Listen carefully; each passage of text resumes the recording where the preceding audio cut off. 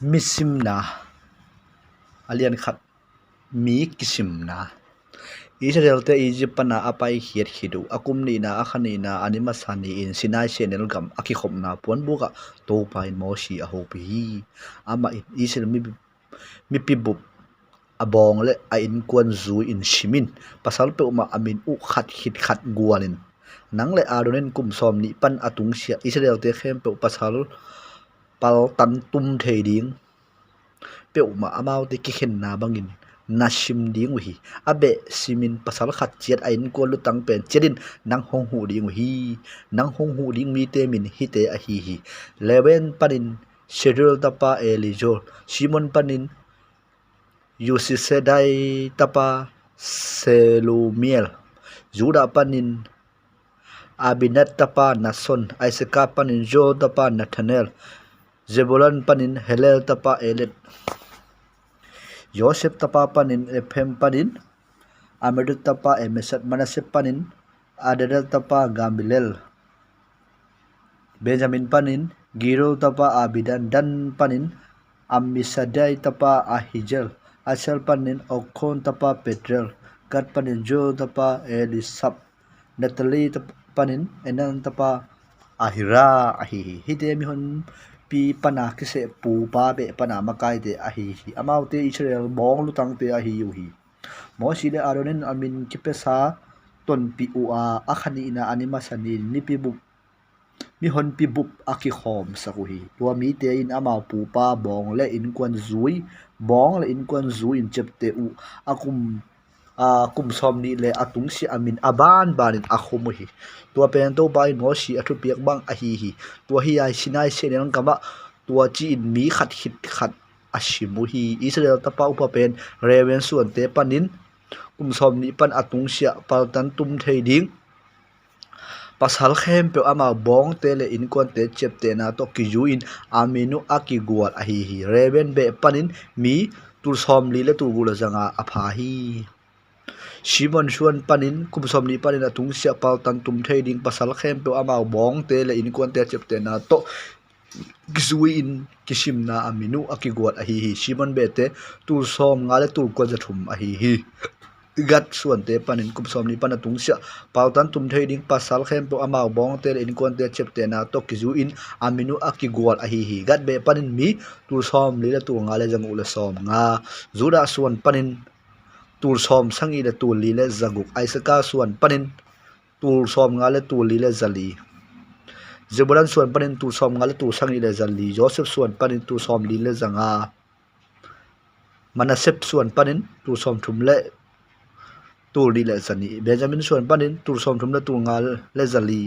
Dan panin tur som u le tur li le sagi Aisa suan panin tur som le tur khat le zanga Natalie suan panin tu som ga tu thum apha hi mi te pen mo si arol le amao in kon chet tanga asem Israel makai somani te min sim na hi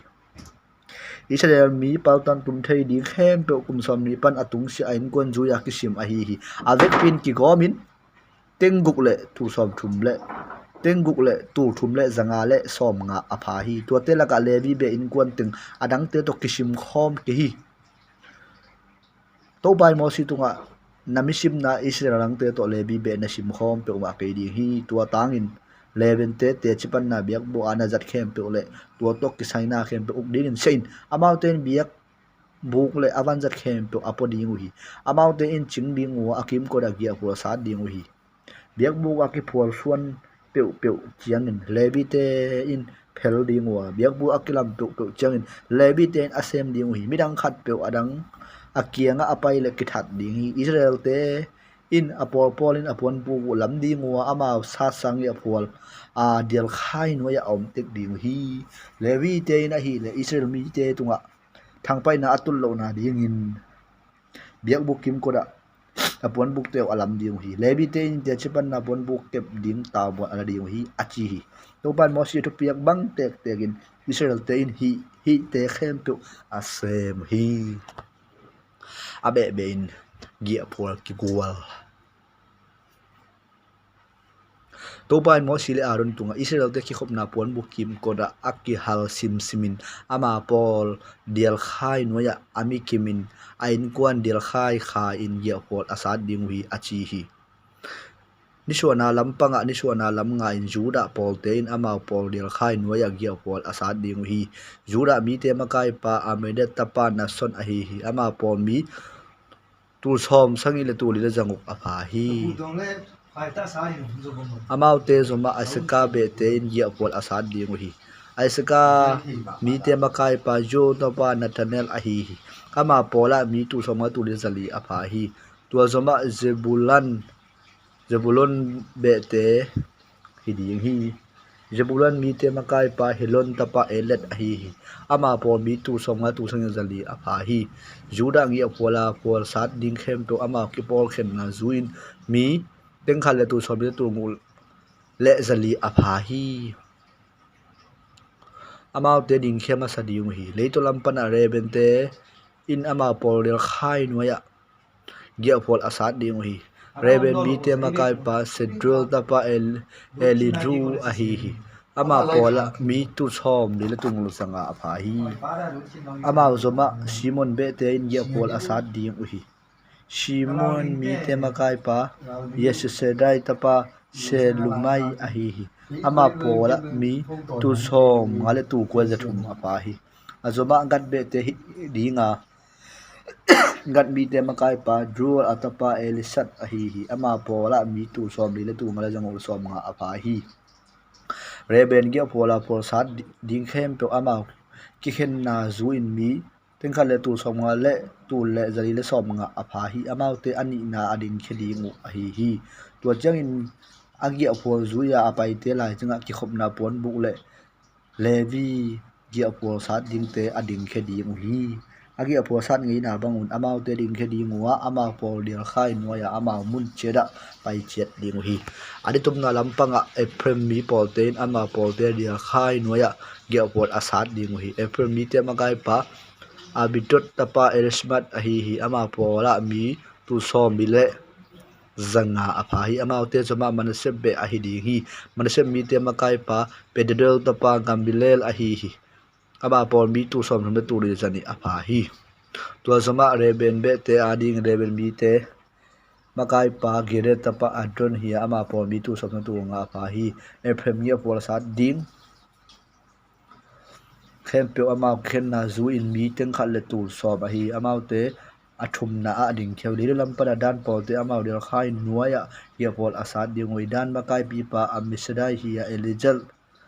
ahi ama pol mi tu samul tu ne sangi apha hi ama zo ba asa be te ya ye pol asad ding asa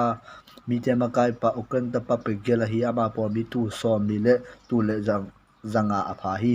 ama zo ma nathali be te hi dinga Natali makai pa enen tapa ahiran ahi ama pol mi tu sama tu nguk pha hi dan ngia pola pol sa di mi khem pe tu som teng khan le tu som nga le tu ngul le sagi apha hi amau te amau dir khai noya adunung pen ding khadi ngu hi te pen Israel te amau in kon zu ya kishim ahi amau pol khen na zuin ge pola pe ma mi tengu le tu som thum le tu nga janga apha hi lebi te hi de to pan mo si atu piak bang in Israel lang te to kishim khom ke hi akishim khom ke hi to hi a to pan mo si atu piak sa bang in Israel te in na khem pe a hi u hi amau te dil khai noi te ka to chibang in ye pol sat jet uwa abong le ain kwan in amau to chibang in ading khia u hi levi te hin sinai vum tunga to pan mo si ho pi la ya mo si le aron te in kwan sim na hi aron tapa te min te atachi na dat tuate abitut elizale athama hi tuate pen sa thau kinil sa siampi te siampi sem dinga akikip saksa aron tapa te hi narat le ahit abi hu ahi le sinai senel gama mấy xiang thâu lâu rằng tô pa maya biang na apia u chiangin amao maya pukin asi uhi amao te in tapa anei ke uhi tua hi chiangin apau aron nun ta hun sungin elzal atraman begin champi asem hi to ban mo si tunga Israel be te pai pi illa levi mi te levi be te pai pil amao lu adin amao champi aron tunga apia in amau ten ki khop na puan bu ga biang bu na asem na uwa ama ading le mi pi bup ading na asem ding hi amau ten ki khop na puan buk sunga na zat khem pe tem ding wa puan bu na sep na Israel dang te hi ding ngei na ting atang tung atang tung sak ding hi adon le atapa de tung alebi te pia in ama a tunga akibu pia Israel te amau te a hi adon le atapa te siampi sem ding in se in mun siang thowa apai midang khat pe pithat ding hi achi hi to ba in jong mo si tunga Israel te lakpan Israel nu mei tapa upa pen mun ding in lebi te kalakhin zo hi lebi mi te kaya hi ahangin tachil te kaya hi ijiba tachil khembo kasa tuk lain mi a hi yang ganing a hi jongin Israel te pana suak tachil pe ma kaya ding in katuam ko hi amau te kaya a hi ding hi keima to pa ka hi zong achi hi sinai senal nga ma mo si tunga to pa lebi te ama bong te le am ain kuan te zu in simin pasal kha khat pan atung sia pe uma simin achi hi tua changin to pa kamalin ama atu piak bangin mo si in amau te asemi hi te lebi ta pa te min te a hi gasan ko hat le merari hi te go san bong te min te a hi lipni le simai ko hat bong te abram aijan herul le aijol medadal bong te mali le mushi hi te in amau in kwan zuin levi be te a hi lipni mi te le simai mi te pen gasan bong te a hi te pen gasan mi te bong te a hi khat panin atung sia apha pasal akisim pe uma tu som sangi le tu nga apha hi gasan mi te bong te in biak bu nung nitum na lama ngia pol asaru hi rosan mi te in kwan makai pa lalal tapa elisat a hi ki khopna bon bu ga gasan mi te tawonin biak bu le pon bu a khu na te to ki khopna pon bu lun na apon khai buk twal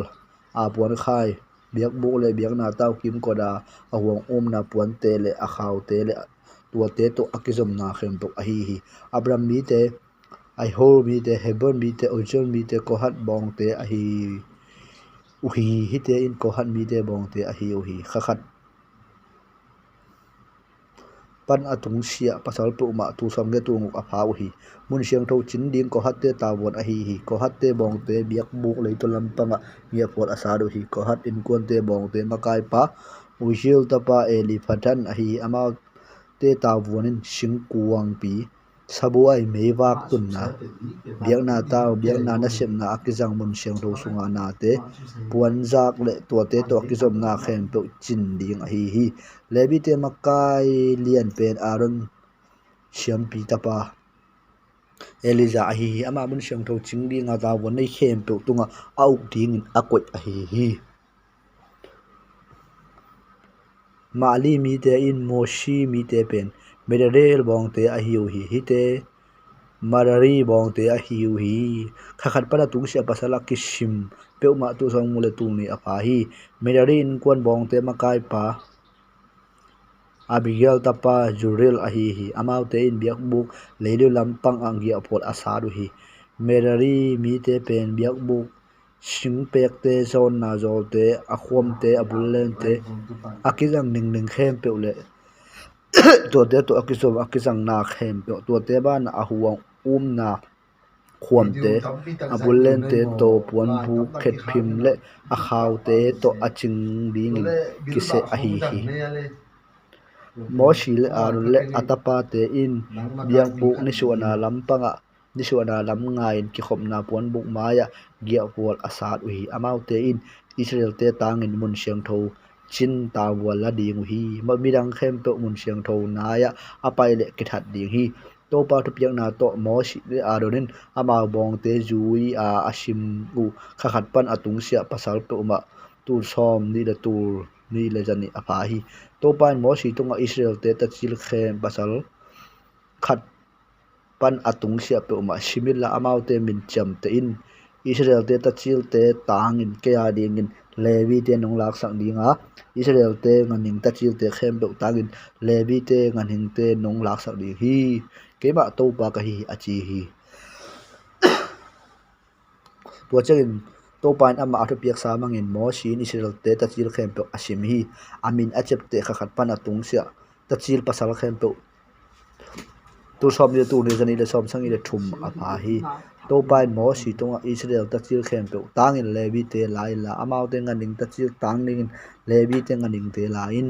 levi te ke a hi ding hi keima to pa ka hi levi te sang in tat khiat ding Israel te tachil te tu som ni le tu ni jani le som changi le thum tam zo hi tua de tat na ding mun siang to sekil ge da som ni angik to ki zu in mi khat chengin sekil a nga ta khomin tua sum te be Israel te atam zok na te tat nain Israel te Aaron le atapa te tunga pia in zong achi hi tua changin le mosin levi te bana awal lai te mi te tung panin kitat na sum akai khomi amai Israel ta chil te panin mun siang tho sekil to ki zu in sum ngo sekil tu le jathum le som bulenga akai khomi mosin to ba thu biang na kamal bangi tua tat na sum te Aaron le atapa te apia hi ko hat mi de to ban mo si le Aaron tunga levi khilma ahi ko hat mi te abong te le ain kon te simin ki khopna pon buga na se ma kwan thei ring kum som thum pan kum som nga chiang pasal khen be simin ki khopna pon buga ko hat mi te asep ding u hi te hi a hi asiang tho pen te ching ding u hi gia phola ki suan ding chiang in arole atapa te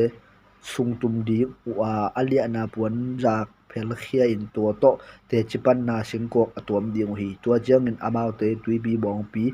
vum in tuam ding wa tua tunga puan adum kiu kiu to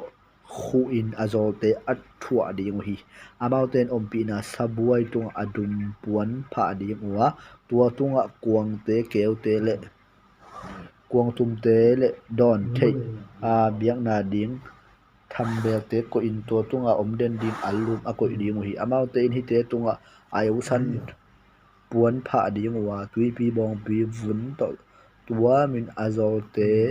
amau muna abu ding hi amau te in puan adum khat lain khowak ding mei wak te atun na to amei ek siang na le kuang dai te le thun tom ding mei tui kot na tham bel te khem pe a khu ding hi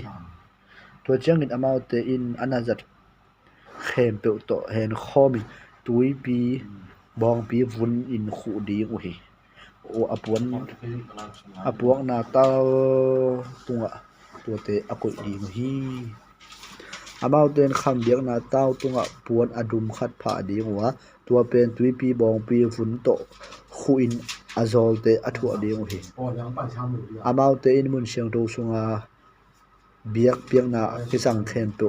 puan adumin tun di wa tui pi bong pi vun to tuamin tua te apuang na tao tunga akoi ding hi amau te in sum ngo biang na tao tunga vut te luak khe ding wa atunga puan dup san apha ding hi tua chang in amau ten atunga biang na tao abiak piak na akizang lebel te khem pe mei bung sathuk na sika vulwa na le the na kuang tum te atunga akoi ding hi tua tunga tui pi bong pi vun te pha in khu ding wa azol te amuna athua ding hi arole atapa te in biak na ban jat siang tho te le biak na siang tho khem pe atun hit u gia phol suan ding akiman changin ko han mi te apo ding in akon ding hi a hi hangin amau te in tua asiang tho na te along to ma ke ding hi alon ule asiding hi ko han mi ten ki khopna pon buk sunga na te apo ding hi shebi arun tapa eliza in me awak ding sa thawa nam tui him nam tui a hurun in an a biak na le nil sa thau te au ding hi ama in biak bu pi le asunga na te khem pe banjat siang tho te le biak na siang tho te au khom ding hi achi to pain mo si le arun tung alewi mi te panin ko hat bong te aki khen hial lo na ding in thein asiang tho pe na te kianga apai u chiang in silowa anun tak thaina ding un amau te hi chi sakin mun siang to arol le atapa te pain amao sep ding le apuak ding chedu se ding hi a hi hangin ko han mi te tom kha no sung bek nangot en ding in asunga atum pe ma ke ding hi atum mule asiding hi achi hi gasan mi te to ban mo si tunga gasan mi te jong abong te le ain kon te simin ko hat ki khop na bon bu ga na sem ding kum som kum ban som nga chiang pasal khem pe simin hi in gasan bong te na sep le aban bo ding te a hi hi aban po ding u a hi hi amau te mun siang to pon zak te ki khop na pon buk a khu na le aponung ki khu na tui pi bong pi vun te ki khop na pon bo lu na pon khai te mun siam tho le biang na ta buk tual na pon zak te alu na pon zak khau te na sep chianga ki thoi na te khem to apodi ngo hi wasan te in to te to ki sai na sep ki sam khem to asem di ngo hi amau te na sep puak ding a hi na sep dang te a hi jongin arole atapa te makai na bangin asem ding hi apuak ding khem pe u amau te tunga tawon na pe ding hi in gosan bong te in ki khom na pon bu a na sep hu a hi amau te na sebin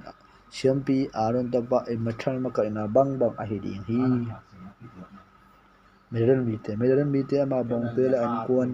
in na sim ding hi ki khom na pon buk sunga na sem ding kum son tum pan som nga chiang pasal khem pe simin ki khom na pon buga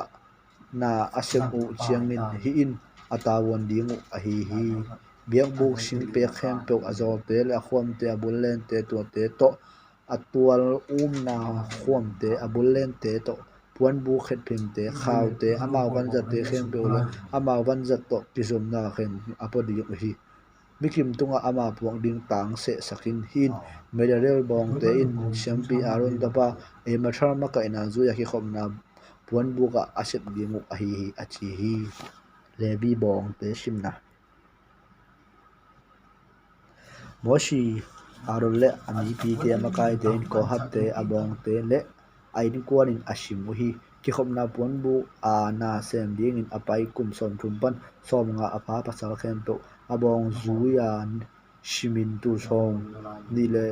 desang som nga apa hi ki khom na puan bu ga ko hatte bong te khem to avek pin hi teng a hi to ban mo si tong atopiang na to kisuin mo si le adoren amau te asim ko hi mo sam te ama bong te le ain kon te zuin kisim hi ki khom na puan bu ga na sem ding in akuan kum som thumpan som nga chiang pasal khem te abong te le ain kon te zuya kishimin mi tu som ni le mi tu ni jang ul som thum apa hi ki khom na puan bu mi pe ma avek piu ni teng a hi to ba tho piang zu in mo si le adurin amau te asim hi medal mi te ama bong te le ain kon te zu in kishim hi ki khom na puan bu na sem ding in akuan kum som thumpan som nga apa pasal khem do ama bong te zu in kishimin tu thum na jani apa hi medal bong te pana pe ma avek piu ni teng a hi to pan mo chi to piang zuya mo si le adurin amau te asim u a hi chi in tua chin mo si aro le israel makai te lebe mi te khem to ama bong te le ain kon te zuin asimu hi na sem ding le ki khop na pon bu podi nga akuan kum som tu ban kum som nga chek apa pasal khem pe tu ngel le jang le som nget apha hi to pan mo si tung atu piak bang zuin mikim tung an sep ding le apuang ding akike ani to pan mo si tu piak bangin to bangin amau te akisim a hi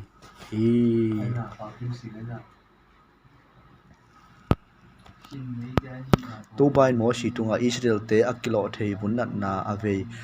ahi ke tui pot nam kim ahi ke mi si hanga asiang lo akise pe ngia phol puwa a hol khe ding thu pia in numei le pasala ki bangin hol khein amau te la ka ten na amau ngia phol pon bu gaten na amau ngia phol abu bua sak lo na dingun amau te ngia phol puwa hol khe sakin achi hi israel mi te in ahi u hi amau te in ngia phol puwa a hol khiau hi to pan mo selam la teng bang teng in amau te in asem hi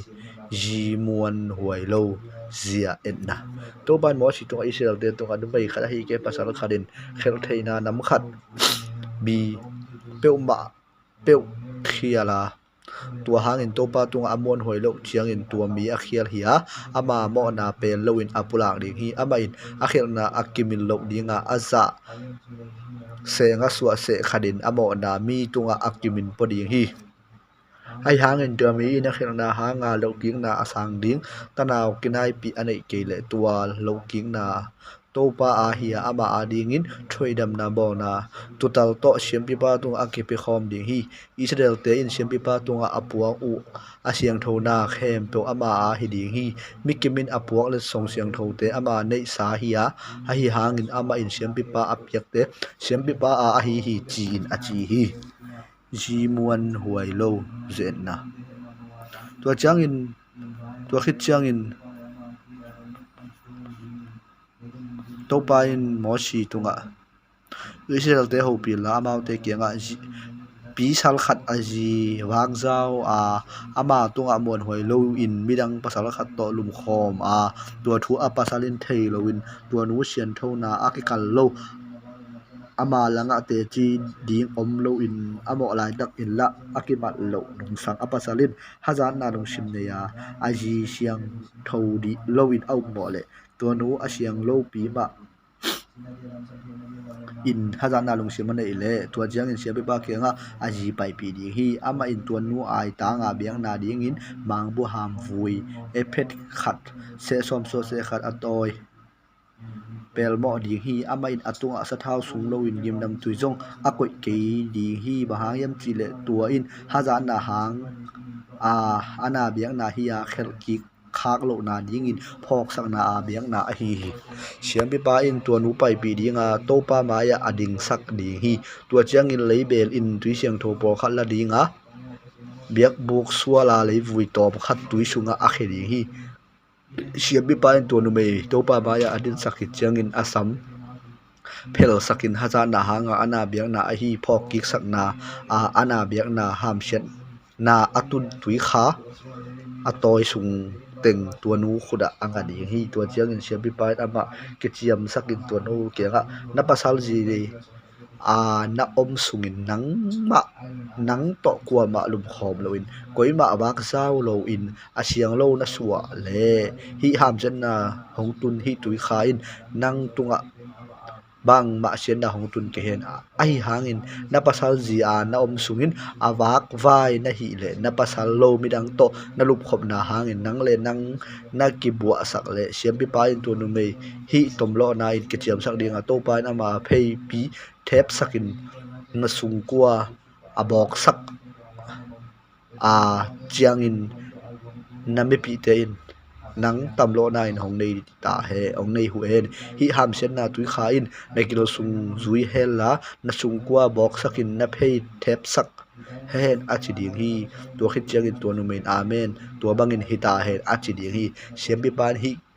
chiam sen na te hlai jial tung khada gel dinga to chiang in tui kha sunga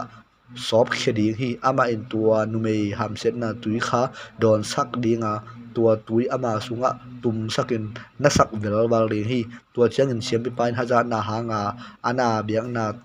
tua nu khut parin la khedinga to pa maya vein biang na tawa apai pi ding hi tua chiang in siam pi pa in phok na hanga biang na ding in an a biang na khut to dim pham dinga biang na taw tunga ha ling hi tua khit chiang in ama in tu nu mei atui don sak ding hi aba le ama ki bo saka apa sal tunga mon hoilo a hi le tu ham sen na tun tui akidon sak chiang in asunga lut dinga nak pi takin na sak di hi agil bi bogin a phei bi thep dinga ami pi laka tu nu ham sen na thuak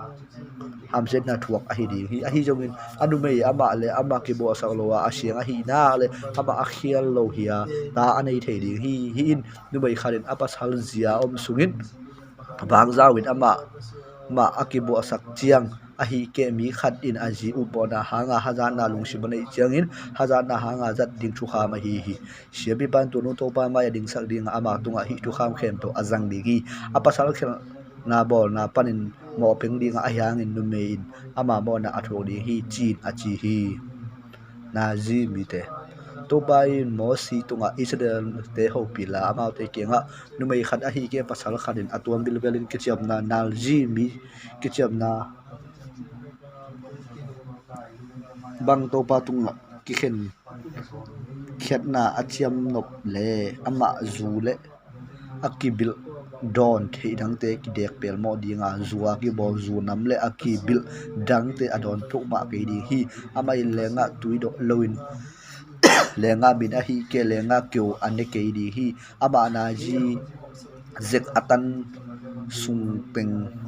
lengui pana piang atang a hi ke a hong nangon ane pe uma ke di hi ama tuam om dinga akichia hun sung pe uma alu tunga mu ken na akita ke di hi to pa tunga ki tuam koi hun abei mateng ama asiang di hi ama in asam sawin hoi di hi to pa tunga atuam om hun sung ton tung misi luang ke nga apai pe ma ke di hi anu apa asangam pa nangon asi de ama te hangin ama ale ama ani na kisu asak ke di hi mayam chile pasian tunga akituam ko inan lim alu tunga a om hi ama atuam om hun sung peng ton tung topa tunga kiap a hi thakharin angeya mi khat asi vada akiap sa asam abua sakle akisian so ni in alu ame tol pel mo ding hi tuani pen ani sangi ni a hi tua changin ani yan ning khop na pon bolun na sempi pa tunga vakhuni a hi ke kol vakhu no ni apai pi ri hi sempi pa in khat mo na hanga biang na le adang khat me ha biang na in pedinga thoidam na abo sak di hi bahayam chile ama mi si luang ke nga om na hangin abo hi tuani ba in alu asiang thowin ap din hi ama atuam amun sungteng topa tunga ki apel mo dinga khel na hanga biang na kum khada pa tu no pa khat apai pi di hi ama atuam om lai tak abu asak ahi manin ama anin te kisim ke hi ama ani te akisim ke hi in ama tuam om hun bei hun chiang in na ji mi a ding in thu kham a hi aman ki khom na puan bo lun na akipai pi di hi tuala ya ama in lesson in topa tunga biang na pedi nga me ha biang na ding in kum khada phat poina nei lo tu no apa khat mo na ha nga biang na ding in kum khada pha poina nei lo tu no anu khat kilom tak na ding a biang na in poina nei lo tu tal khat tua te to an a biang na le don thei biang na te le sil ngau solo alum lo khat sathau ki hel al nel lim chia ki bol mo pheng le sathau ki tat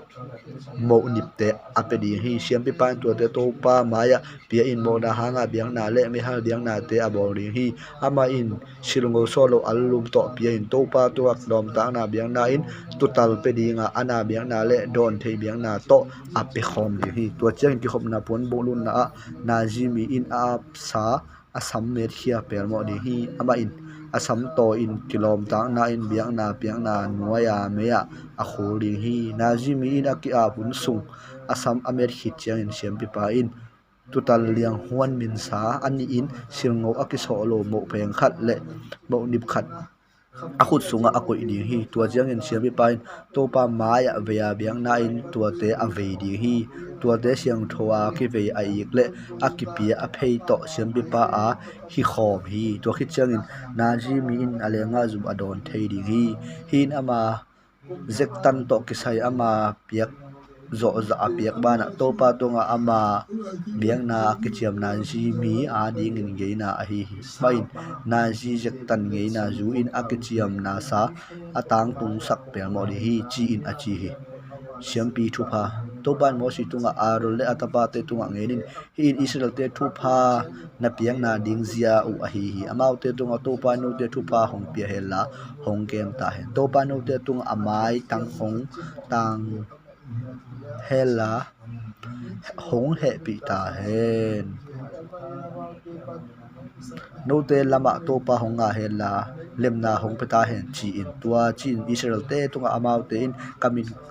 koi di ngwa tua chiang in amau te thu pha ka pe di hi achi hi biak bo am na le biak na te mosin biak bu lam azo khit azo chiang in biak bu le ajat te khem pe usa thau nil in a phi ama in biak na taw le alum a abel te khem pe uzong sa thau nil in a phi tua chang in israel makai te akisim te au mina makai a hi tua in ko lutang te in biak na te apia u hi amau ten to pa ma ya le sungin tung khu nei leng guk le bong tal som ni makai khat in bong tal khat chiat le makai ni chiang in leng khat chiat apia hi amau te hi te biak bung mai apiau hi to pam in mo si tu ngaki khom na pon pu ga zat ding in amau te tung panin to te sang in mi hing khat ki sap na zu in to te le vi te pi in achi hi to chang in mo si in leng te le bong tal te la a le vi te tunga apia hi ama in ga san te tunga amau na sem na ki sam bang in leng ni le bong tal li pia a merari te tunga amau na sem na ki sam bang in leng li le bong tal giat apia hi amau te khe bang siam pi aron tapa atramal uknan wai a omuhi a hi zongin mo si in ko hat mi te bang ma apeke hi ba yam chil amau te ta won di nga ki pi asiang thona te aliam ko un apodi hi biak na daw sa taw akin chiang in tu ki ap na di makai te in ama biak na puak chet u a biak na taw mai apai uhi a hangin to ban mo si tunga biak na taw ap na ding in nishimin makai kharin ama biak na tek apuak ding hi achi hi ani masania biak na hong puak pa zuda be pan etmel tapa na son a hi hi ama biak na bun siang tho sekel to ki in sekel zakal som thum a khai gun kuang dai khat sekel som sagi a khai te na kuang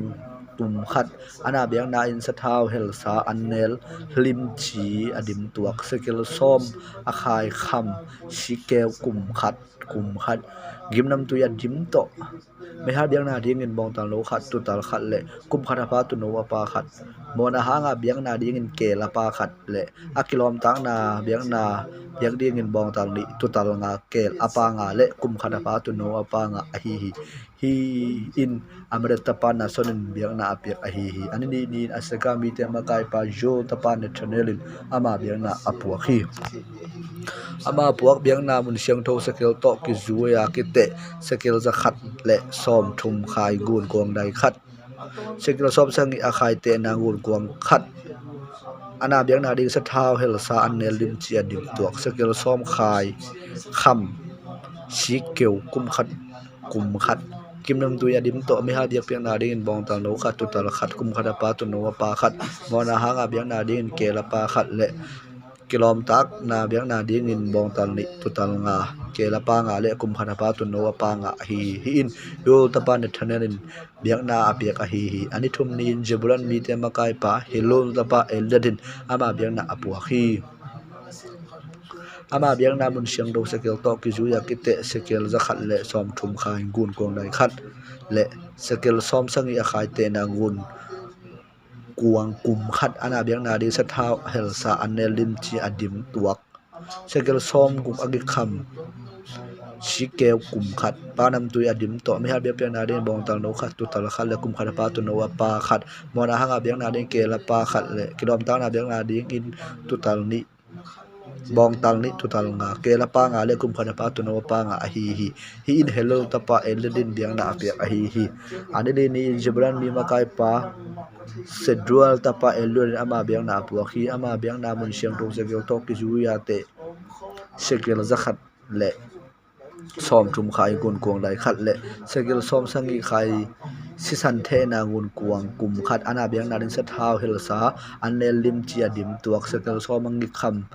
si kew kum khat gimnam tu ya dim to me hal biang pe na ring bong tal no khat tu tal khat le kum khat pa tu no pa khat mona hanga biang na din ke la pa khat le kilom ta na biang na apiak ding in bong tal ni tu tal nga ke la pa nga le kum khat pa tu no pa nga hi in schedule ta pa eluadin biak na in apiak hi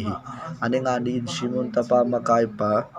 Yoshi sedat tapa se lumialin ama biang na apua khi ama biang na mun siang to sekel to ki zuin akite sekel zakhal le som thum khai gun kuang dai khat sekel som sangi khai te na gun kuang khat ana biang na di sa thau hel sa annel lim chi adim tuak sekel soma khai kham sikew kum khat kimnam tu yadim to me hal biak pe na de bong tal khat tu tal khat le kum khana pa tu no khat mo na nga be pe na ke la pa khat le kilom ta da be pe na de bong tal ni tu tal nga ke la pa nga le kum khana pa tu no pa nga hi in Jesus sidai ta pa similar in biak na piak hi ani gong din gan bi te makai pa jo ta pa elisabin ama biak na apu khi ama biak na ani in mun siang tho sekel to ki zu ya ki te sekel za khat le som thum khai ngun kwang dai khat le sekel som sangi khai te na ngun kwang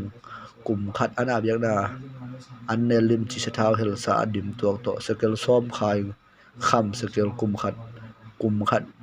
gim nam tu ya dim to me ha biak pe na ding bong tang no khat tu tal khal le kum khat pa tu no pa khat mo na hanga biak na ding ke la pa khat le krom ta na biak na ding bong tang ni tu tal nga ke la pa nga le kum khat pa tu no pa nga hi in real ta pa elisan in biak na apiak hi ani sangi ni in epen mi ma kai pa ami hut tapa elisan in ama biak na apuaki ama biak na ani in mun siang do sekel to ki zu ya kite sekel za khat le kum le som thum khai ngun kuang dai khat le sekel som sangi a khai te na ngun kuang khat ara biak na an ne lim chi sa thau hel sa adim tok to sekel som khai kham si keu kum khat gim nam tui adim to me ha biak pe bong tang no khat tu tal khat kum khat pa tu no pa khat mon ha biak pe ke la pa khat le kilom tang na biak na apiak ding bong tang ni tu tal nga ke la pa nga le kum khat pa tu no pa nga hi in amit ta pa elisama in biak na apiak hi ani gen ni in manase mi makai pa peda ta pa gamilel in ama biak na apua hi ama biak na ani in mun siang do sekel to gi ju ya te sekel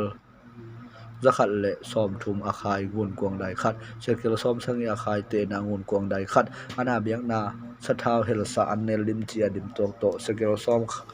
khai si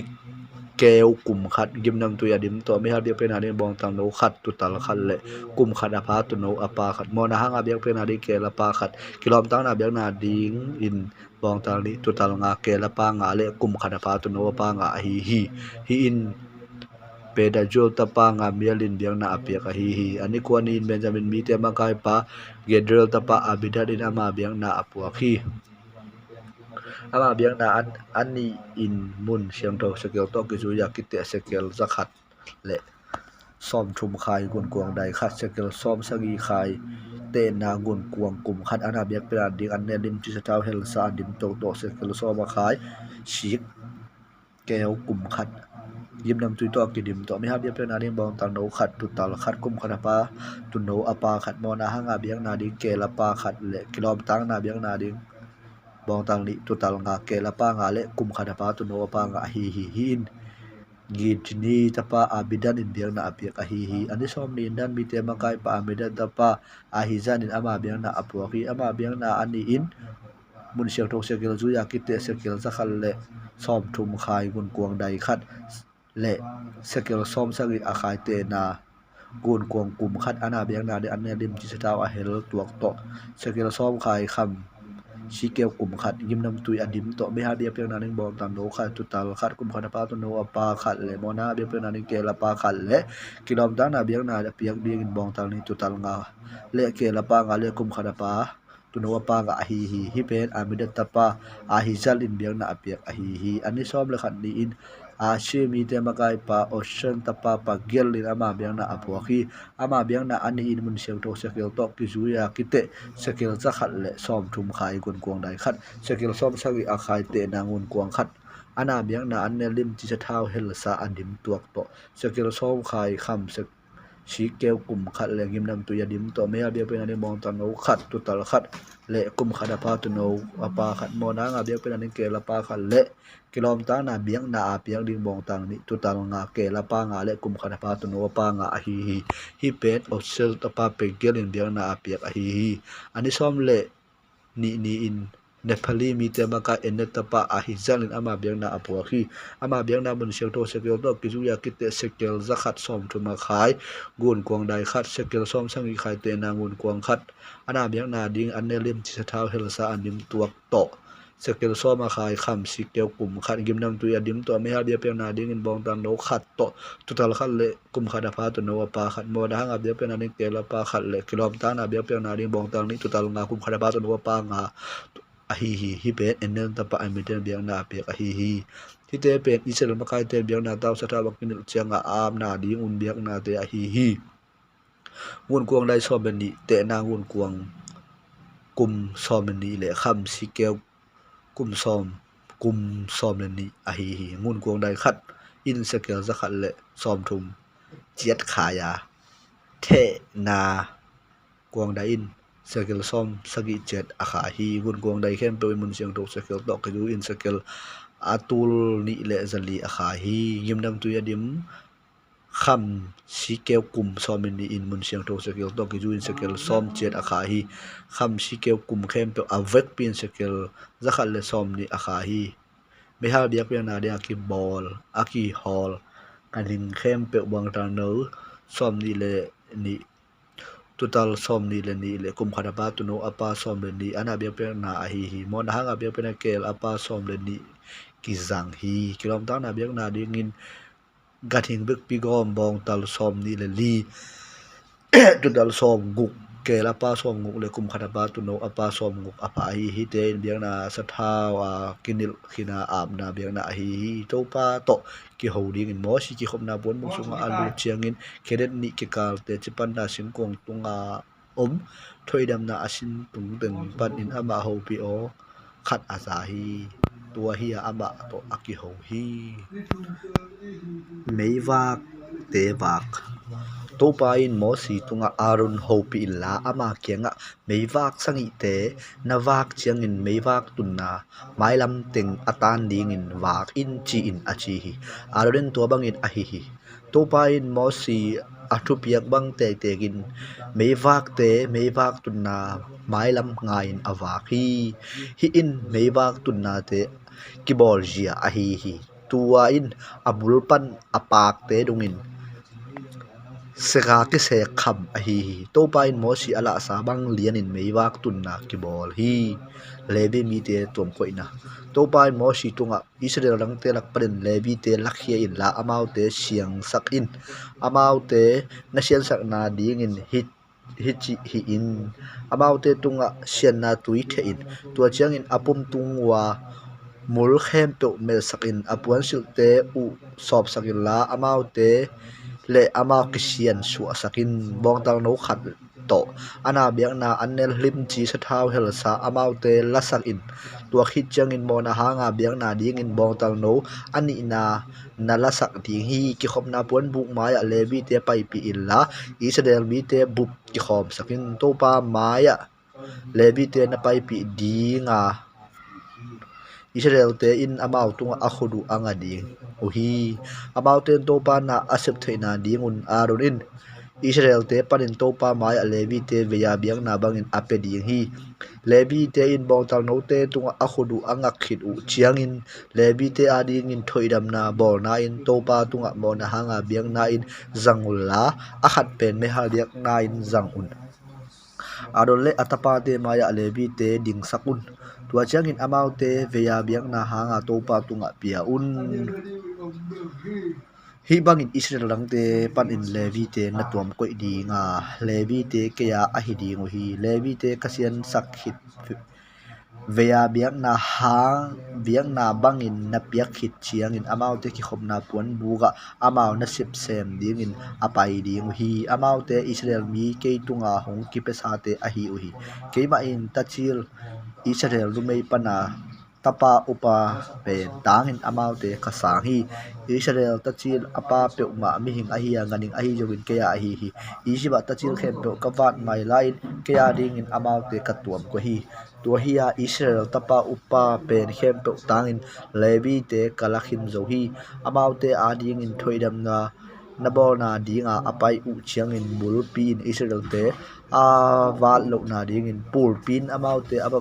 aba lok na ding in Israel mi te tanga ki khop na puan buk a na sem ding in Israel mi te khem pe hlak panin lebi te Israel le ama tapa te tunga kapia hi achi hi to ban mo si thu piak bang te in mo si aron le Israel mi upi lebi te tunga ahi uhi lebi te in amau le ama ki siang tho sakin apuanu asop uhi tua chang in arodin beya biang na bangin topa maya amau te pia amau te asian tho na dingun thoidam na abo sakhi tua khi chang in ki khop na puan buk a aron le atapa te uk na nuai amau na sep sem dingin lebi te apai uhi topa in mosi athu piak bang tek in amau te in lebi te tunga hi u hi topan mo si tunga lebi te tunga hi zangin ki khomna pon bu a na sem ding in pasal kum som ni lenga pan atung sia akwan di mu hi a hi hangin akum som nga aphate na sep na panun tor nga dingwa na asem non ke ding hi ki khopna pon buga asangam te una sep ahu thei ding hi a hi hangin amau ma in na asem to ma ke ding hi to hi a hi le bi te ta won na piak zia a hi achi hi paisan na amau te in Egypt parin apai khianu akum ni na akhamasa in sinai senel na ma to pan mo si a hopi ama in akise sa hunin Israel te paisan boy ball in akise sa hun tu khan ni som le li ni tak khomui in thu kham te khem pe le gi na kip te to ki ju in a ball hi achi hi to jang in Israel ten to pa boy a ball ngu mo si in nge na amau te akhamasa an som le li ni khomui in sinai senel gama a ball hi to pa in mo si a thu piak bang te te gin Israel te in na khem pe a hi hangin amau te in ball khan in tuani in paisan ball a ball thei ke u hi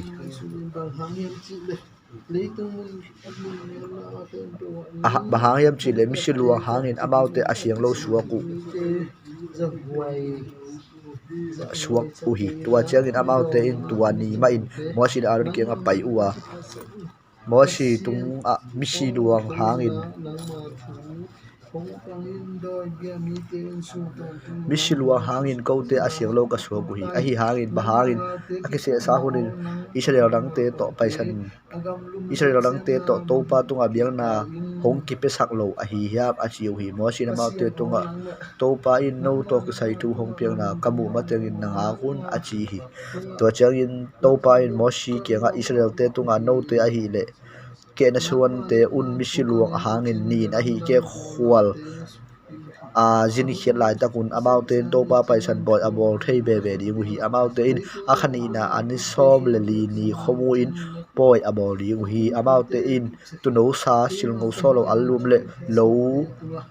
lo kha te ani khom ding hi amau te in jing sang dong bang ma si lo in agu khat jong asutan ke ding hi amau te paisan boy abol u chiang in ageina khem po azui per mo ding hi ahi hangin asianga ke se mi khat in khwal chil lo na pi paisan boy abol ke le to mi pa akise sa huna to pa biak na a ki hello ahi manin ami pi te panin ki khen ni khedi hi to mi pa in ama mo na gaw athuang ding hi no te lak hong tung pem ta khat in to pa paisan boy abol nop le athu kham te le again akim te juin bori hi no ator suak te le pem ta te in akibang in ngei na kip na nei khom ding hi chi in achi hi biak bok tung sana mei te chipan na pon bu a kilam ni in mei in biak bu atuam hi ni tak panin jing sang dong biak buk tunga mei pan mei to kibang hi tua bang in kizom to in mei in tua ma zan in mei to akibang hi pon buk tung pan in mei akilak to pe chang Israel te ding khia wa mei ki phu na mun pe wa Israel ten gia phol asa do hi to pa thu piang na to Israel te ding khia wa ama thu piang na ba to amau te gia phola a gia gu hi biak buk tung sana mei a om lai sia gia phola a gia gu hi biak buk tung san a mei son ve pi om chang Israel ten to pa sol na mang in ading khia ke u hi khat ve biak buk tunga mei ni tom ve suk bek a om hi to ba thu piang zuin amau ten gia phol sa duwa kaba thu piang na ba zu in ading khia u hi khat ve tua mei ni tak pan jing sang dong bek khola jing sanga akilap to chiang in about te ading khia u hi su na hi a zan a hi jongin mei akilap to pe chiang in ading khia u hi biak buk tunga mei ni a hi ke khat a hi ke kum khat a om tan ve gia wala Israel te om wa ding khia ke u hi ading ke u hi a hi hangin akilak to chiang ading khia u hi to ba thu piang na zuin about te gia bol sa duwa to ba thu piang na ba zuin ading khia u hi about ten to pa thu piang a hi mo si tung to na ama thu piang amang u hi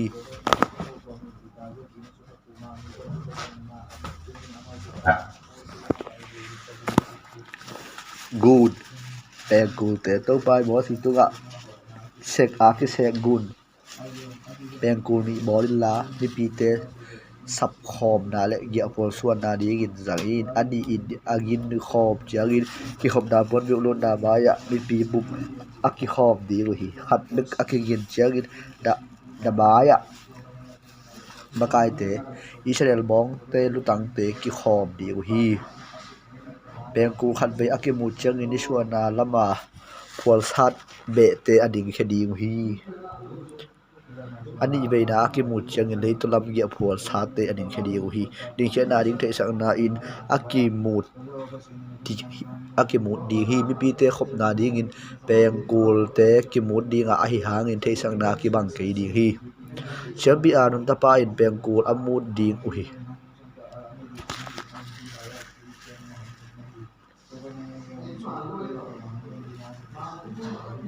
hi in dang le khang zo son te a ding in akip thu je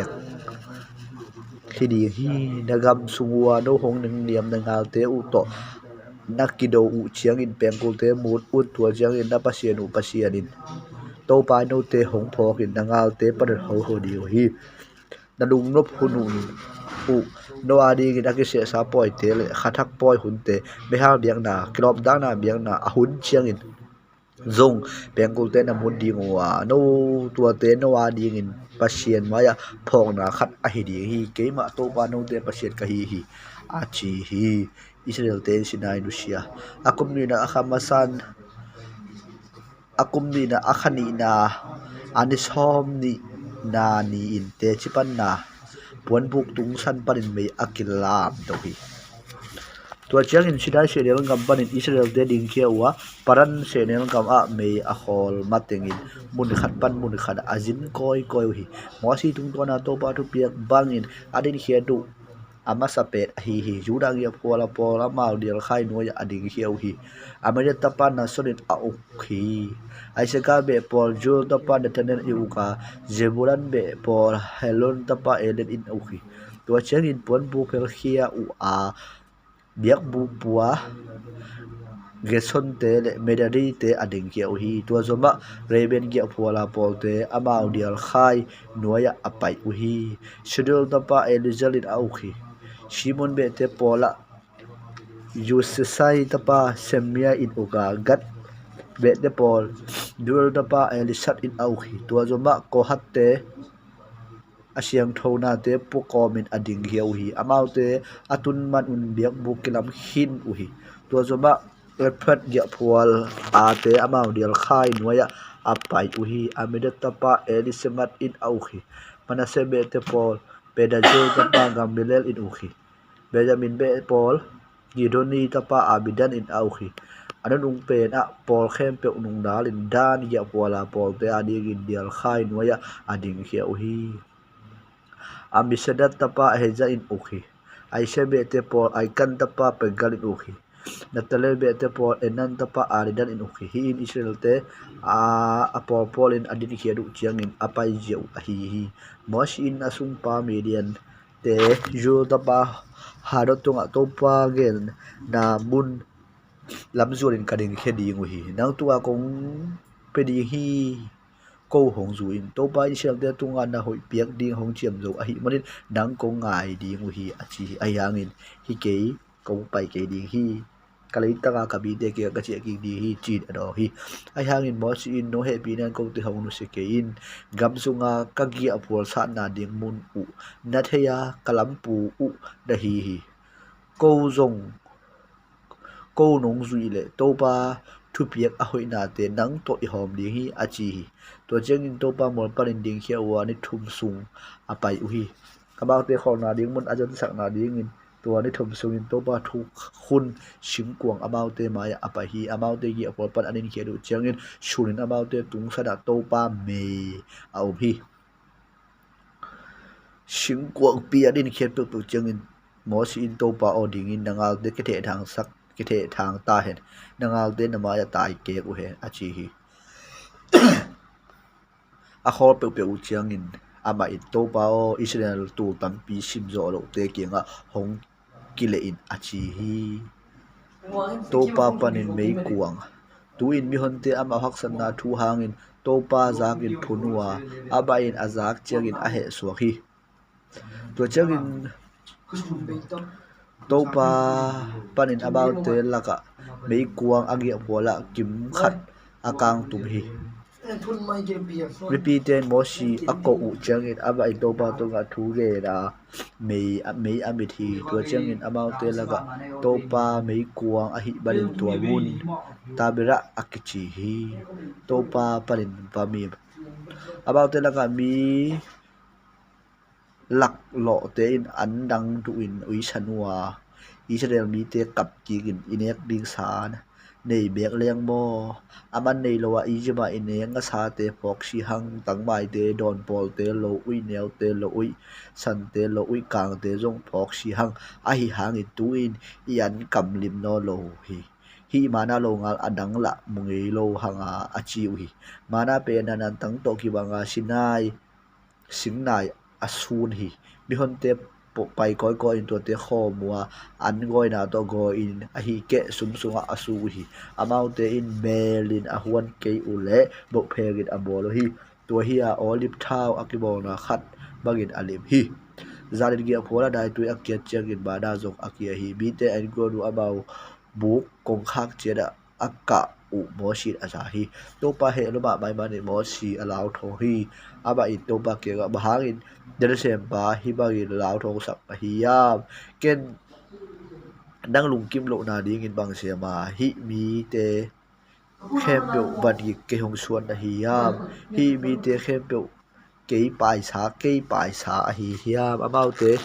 kata sa na hi ya dau ching nu in dau ge apuak bagin about te ka ga puwa in apu te tu ga kichiam da ka khap sa ga ba about te podingin bahangin honge da hi ya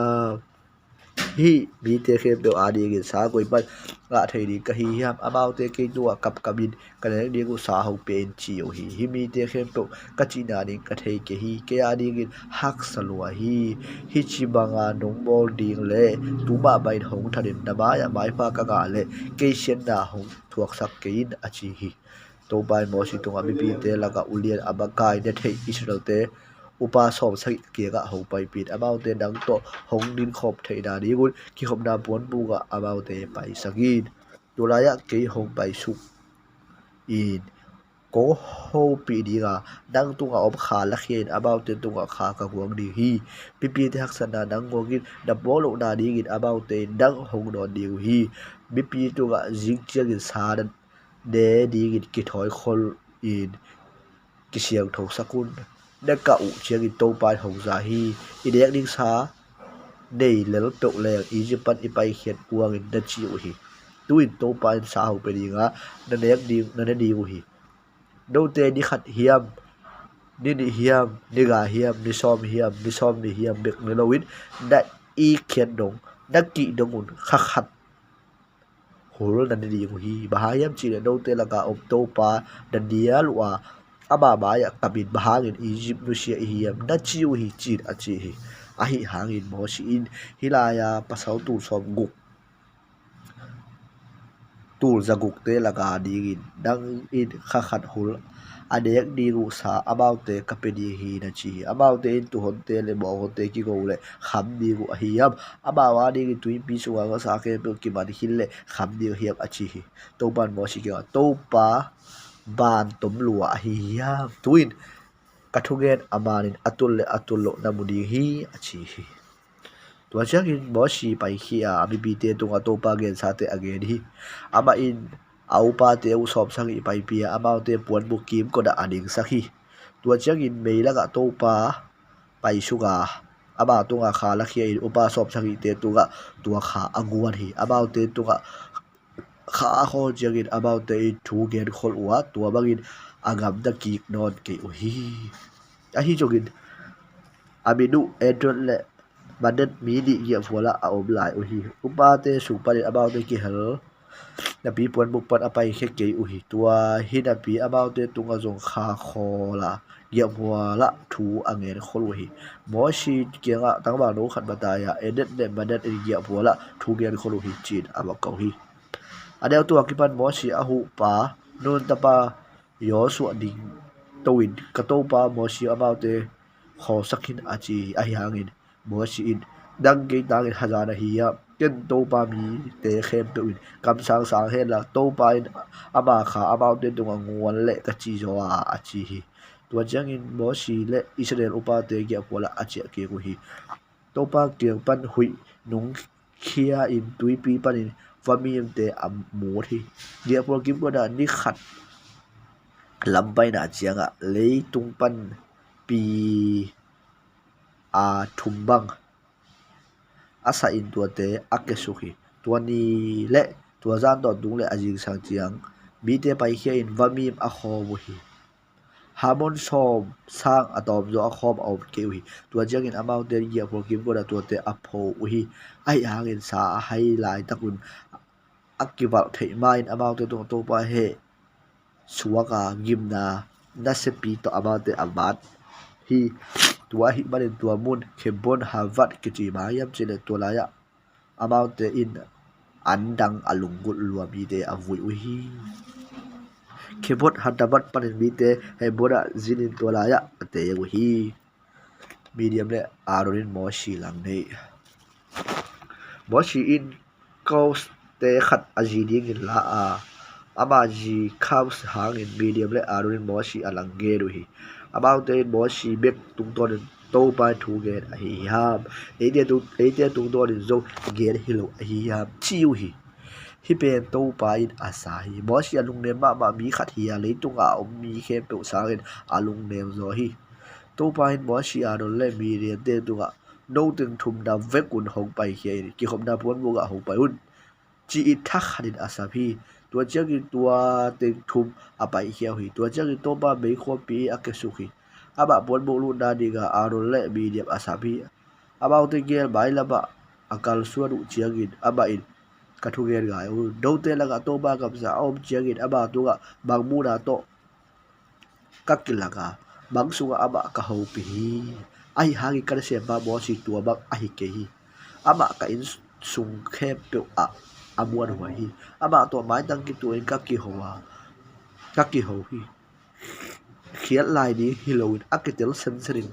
ama in to pa pian ji abu hi tu a hi le bhagin kada se ba mo si lang nge ni lau lo na hi uyam achi hi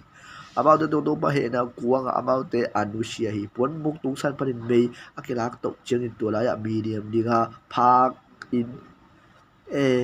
vuk abari tua nu lama arun aki hei a ama aphak lam amu hi ama in mo si ke ka to pa o do he mi na in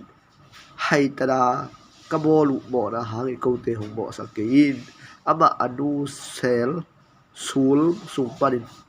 suak khia akilang kine be sa daw ne mang isakin achi hi tua changin mo si in to pa ke ga pasiano no he bi dai tua nu dam sakin chi da ke ko hi to pa mo si ke ga tua nu mai abai tang chil phi le nisang isung abai zum ding hilo a hi ya tua nu nisang isung kia puan polama tua pin in tua khit changin ama ke pai pi ki thei di hi chin ano hi to changin kia puan puwa nisang isung media ki tuam ko ya ama apai khiat ki matil maybe akila khin nai ke hi tua khit changin mi ten heron rusian paran se del ga ba gia pol asaru hi kanan thukan na to pa in mo sei tu ga Israel te ka piak ni kanar gam endingin mi po kha solid be gui khat panin amakai khata solid achi hi to changin to pa no piak zuin mo sei param se del gam panin about asol khia hi about abek pion Israel te makai te ahiu hi about min hi te ahi hi reben be pa yo ta pa sabot Shimon be panin Horeu tapa Saphat Juda be panin Jephonet tapa Caleb Isakat be panin Joseph tapa Egal Ephraim be panin Nun tapa Hosea Benjamin be panin Raphol tapa Palai Zebran be Sumpan Sundai tapa Galdian Bersete be Joseph be Susai tapa Gilat dan panin Amalel tapa Abial Aisha be panin Michael tapa Shetur Daniel be panin Vophi tapa Nabi gat be panin makin tapa jol ahihi mosin gamending in asol min hite ahihi mosin nun tapa hoshi min Joshua apuahi mosin amaute kanan gamending in asol changin amain nedet kantan in mo tung tapa pa ito un agam bang to ki banga ateng mi te tha du hiam tha lo u hiam to mu hiam ta mu hiam about te na leitang bang nam hiam ho hiam hoi lo hiam bang kho pi nam a te mu hiam kula ki hiam ki lo hiam a leitang bang te hiam le hoi hiam sia hiam sing kung po hiam po lo hiam tua gam sing te te nga dei pen pen nu po un a chi hi to hun pen le ga min tung lai tak hi hi tua changin about te pai to wa jin se el lam ngam pai to in le bo ha mo lam man in rabot dong a pai to hi about te ne red kandarin pai to wa anak suan te na a himat se sai le talmal atum hi iji ba jul klam na kum sang ilain hebor kilam khin jo hi about the in isko kwa matunu chiang in lenga bom khat a hiang in alo u hi about the in chiang khut chiang gol khat to zong in mango sing le thei po khat zong avom u hi israel ten tu la ya lenga bom khat lo a hi mani to mun e krol kwam ki chi hi ni som li khit chang in about the kam en da pan a chia u hi kabet na thu zak sak about the mo shi aro le israel bi bu panin paran channel gam akhelet achia ki ku hi tola ya about the bi bu ble about to ga thu za sakwa to ga ba singa te ala ku hi about the in mo shi ke ga no so na ga ma ka ba pai u a tola ya mong no le khoi ju aluang hi asinga te hi te a hi hangin tola ya mi te wang lia nuwa a khopi te zaima man kulin ki u hi tola ya anak suan te na ngon kamu u hi nerera amalek te ate ngu hi mual tung ngam dinga hitle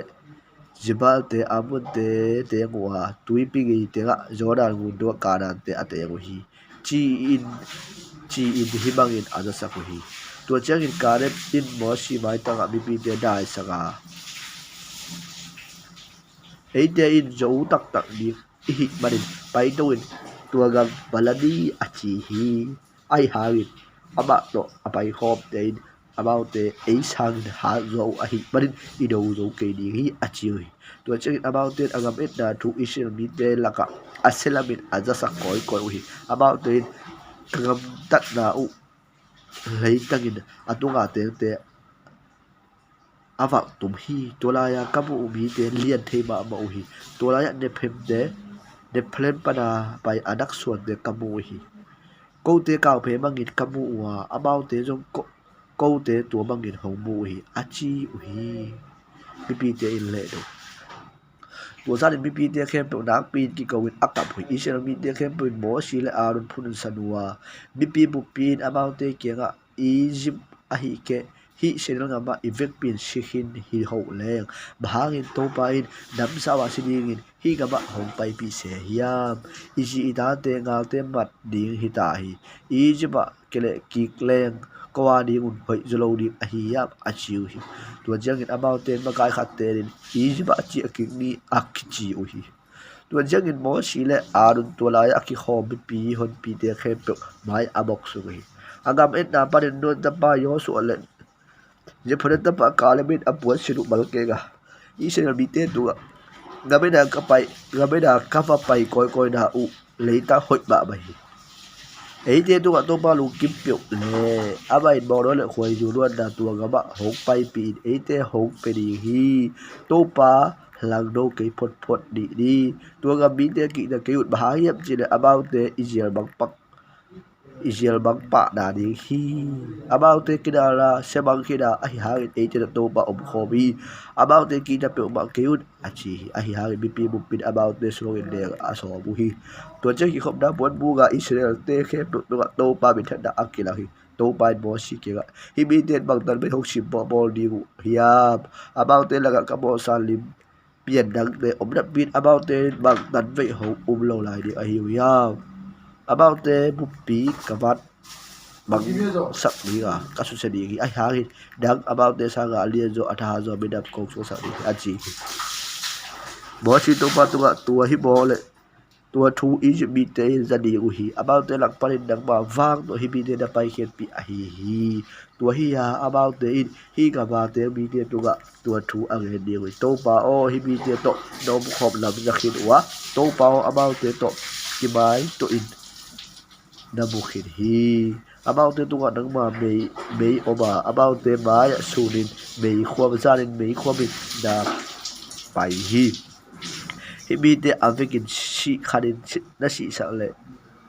dang thu azami dam te to pai ki chiam da akhap sa ga ba hi mi te apai pi thei ke hi tu a hi barin about te gam laga ago hi achidiu hi tuin to pa o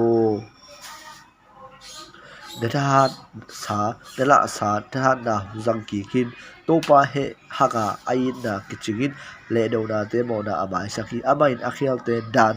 tuak sak loin out ke hi ama in apa te mo na da te tunga khang thum khang li na dong in dan apia hi chia dala khia sa bang tek tek hi dai da alet da to ki ju in hi bi te mo da ijiba anusiat wa kipat tu ni dong da bai sak bang tek tek hi bi te mo da bai sakin achi hi to bai dong get bangin about te ka bai sak jo ke ma dong ta pa se ka hi to ba bin tha da le tung mu pi atin za khanin ka bin tha da amu bi le ijiba le gamla ga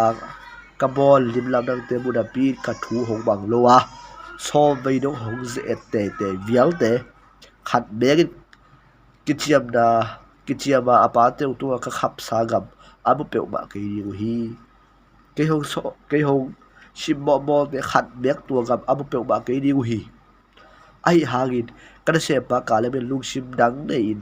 alung sim khem to ke hong zu ai ban aba pai da ga ma ka tu sak ri ga aba suan te tu gam alu ni hi ablek te le ga da te gam tua kwam te ga te gu a hi banin jing changin kile ki gula san dui pi apai da lam pi to ni ngam lak lama ding hiang achi to bai bo si de arut ke ga hi mi gilo te hon pin ke bang dan bai hong pun san diu a hi yam hi apuna israel te in hong mo sak na te u kazak khin hi to a hi changin about te ke ga ke ma du da to pa ka hi ha dage du kazak bang lianin do tu ga da khe pe ka hi di hi bi kisim la ya kisim kum som ni pat atung sia ke hong phu san to ba hi gam sung a da luangu alum ni hi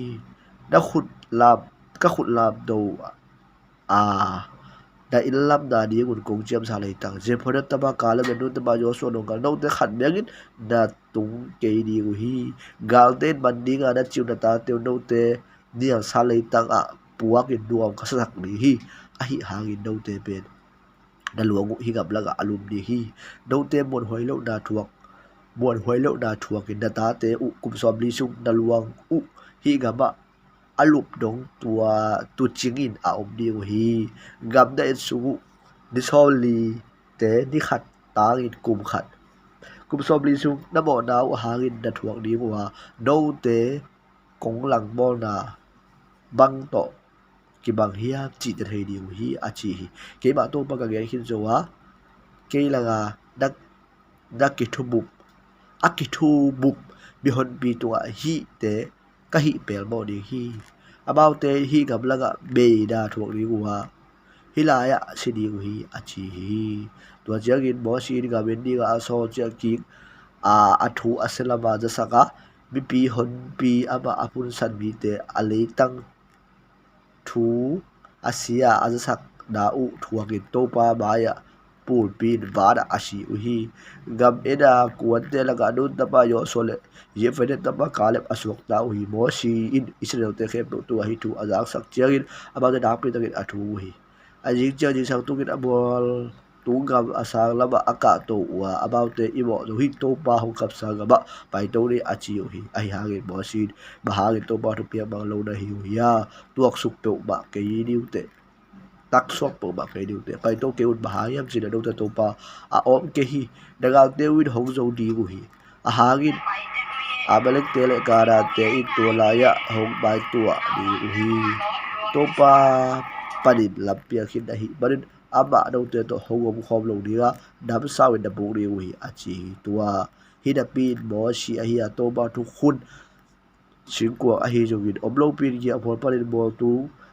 gam lam ba do in aki khi te uhi tua chiangin bol tu ga ba te abelek te le kada te kon su wa about the sibit habon dong asatu uhi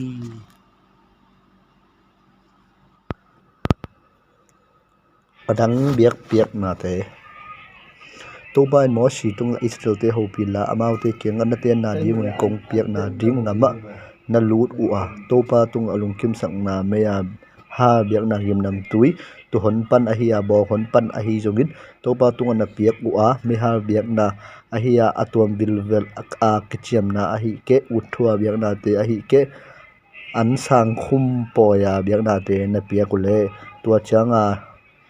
tua chiangin a biak na hong pai pi pa in to pa tung an a biak na in sa thau hin khat se li suwa se khat to hel sa an lim chi e pra khat se som so se khat apedi hi me ha biak na ding a hi ke ap na ding tu no khat to lenga zu hin khat se li suwa se khat don thea biak na ding a ki pi khom chat di hi tutal khat to piak khom ding ana biak na ding in sa thau hin khat se som suwa se khat to aki hel anel lim chi e pha khat se som suwa se ni le don thea biak na ding in lenga zu hin khat se thum suwa se khat bol in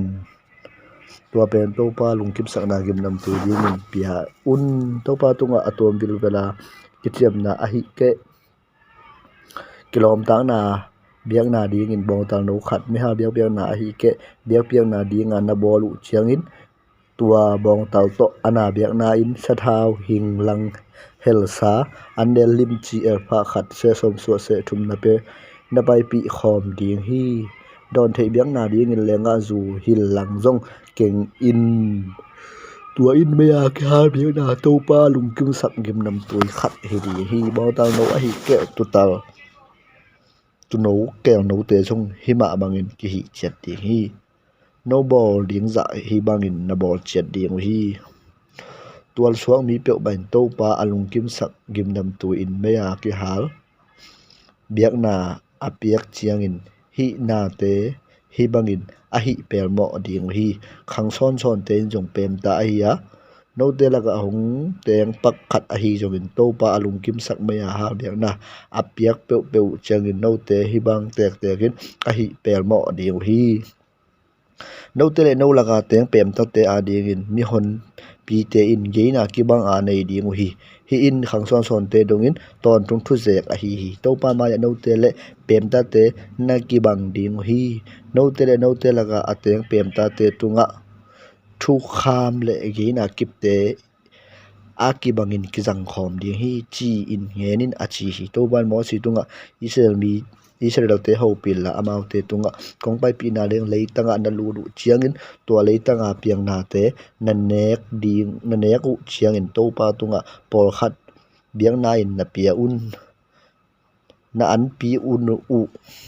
ama sa pen pan mo pheng khat biang na in na pe ding u a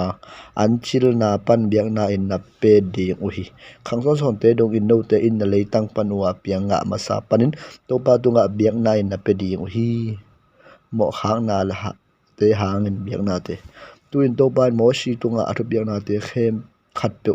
som khol wa a khet le to ban ama to na no te hong tu piak te khem pe to ban tu te a piak nia ki pan khang son son te donga akizom to to win aze phi kha a om le akidop lo na hangin mi hon pi ten angam tat kha le tua chiang in mi hon pi bu bin to pa alung kim sak gim nam tui me ha biak na ding in bong dang no khat to akise sa ana biak na don the a biak na le mo na hanga biak na ding in ke la pa khat pe khom ding hi Israel mi bi bu ba ding in siam pi pa in thoi dam na bo ringa amau te ke ma sak ding hi ai hangin to pen khel na hi a amau te in to pa tunga me ya ha biak na le bo na hanga biak na ape khim zo uhi Israel mi hun bup le amau te laka te pem ta te akim mai sak ding hi bahayam chi le tua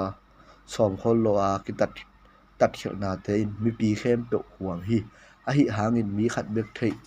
lo na hangin amo le ama in mo na hanga biak na in kum khata pa ke anu khat apai pi di hi siam pi pan to pa maya thoi dam thei lo na hang mo na abol pa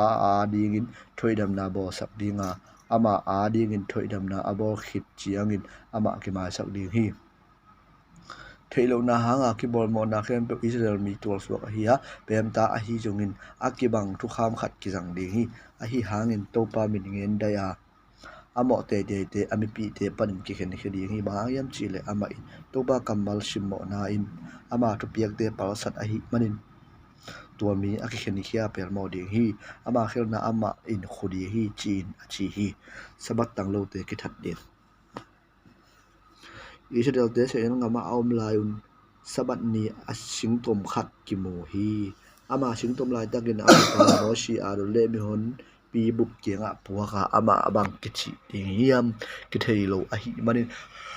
ama ki khum chi phathi tua changin to ban mo shi kenga tua mi pa pel lo a se ding hi non bup pin ya phol puwa suangin deng pel mo ding hi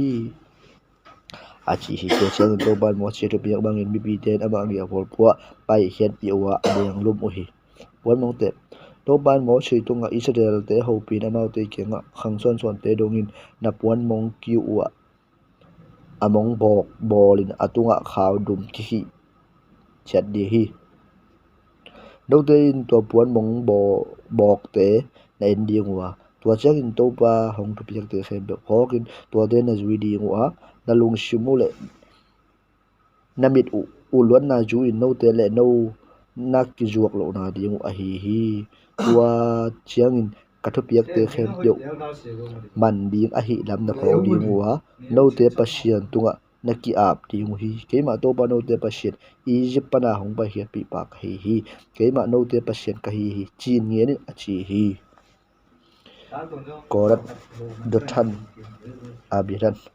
Levi tapa kohat tapa ajal tapa korat le Reuben tepa nin Eli tapa dothan le abirat le peret tapa on le kimbisak au mo si langpan uhi mi hon pi te makai min thang bai hom polin ki se sa Israel mi sani le som nga in amau te akop pi uhi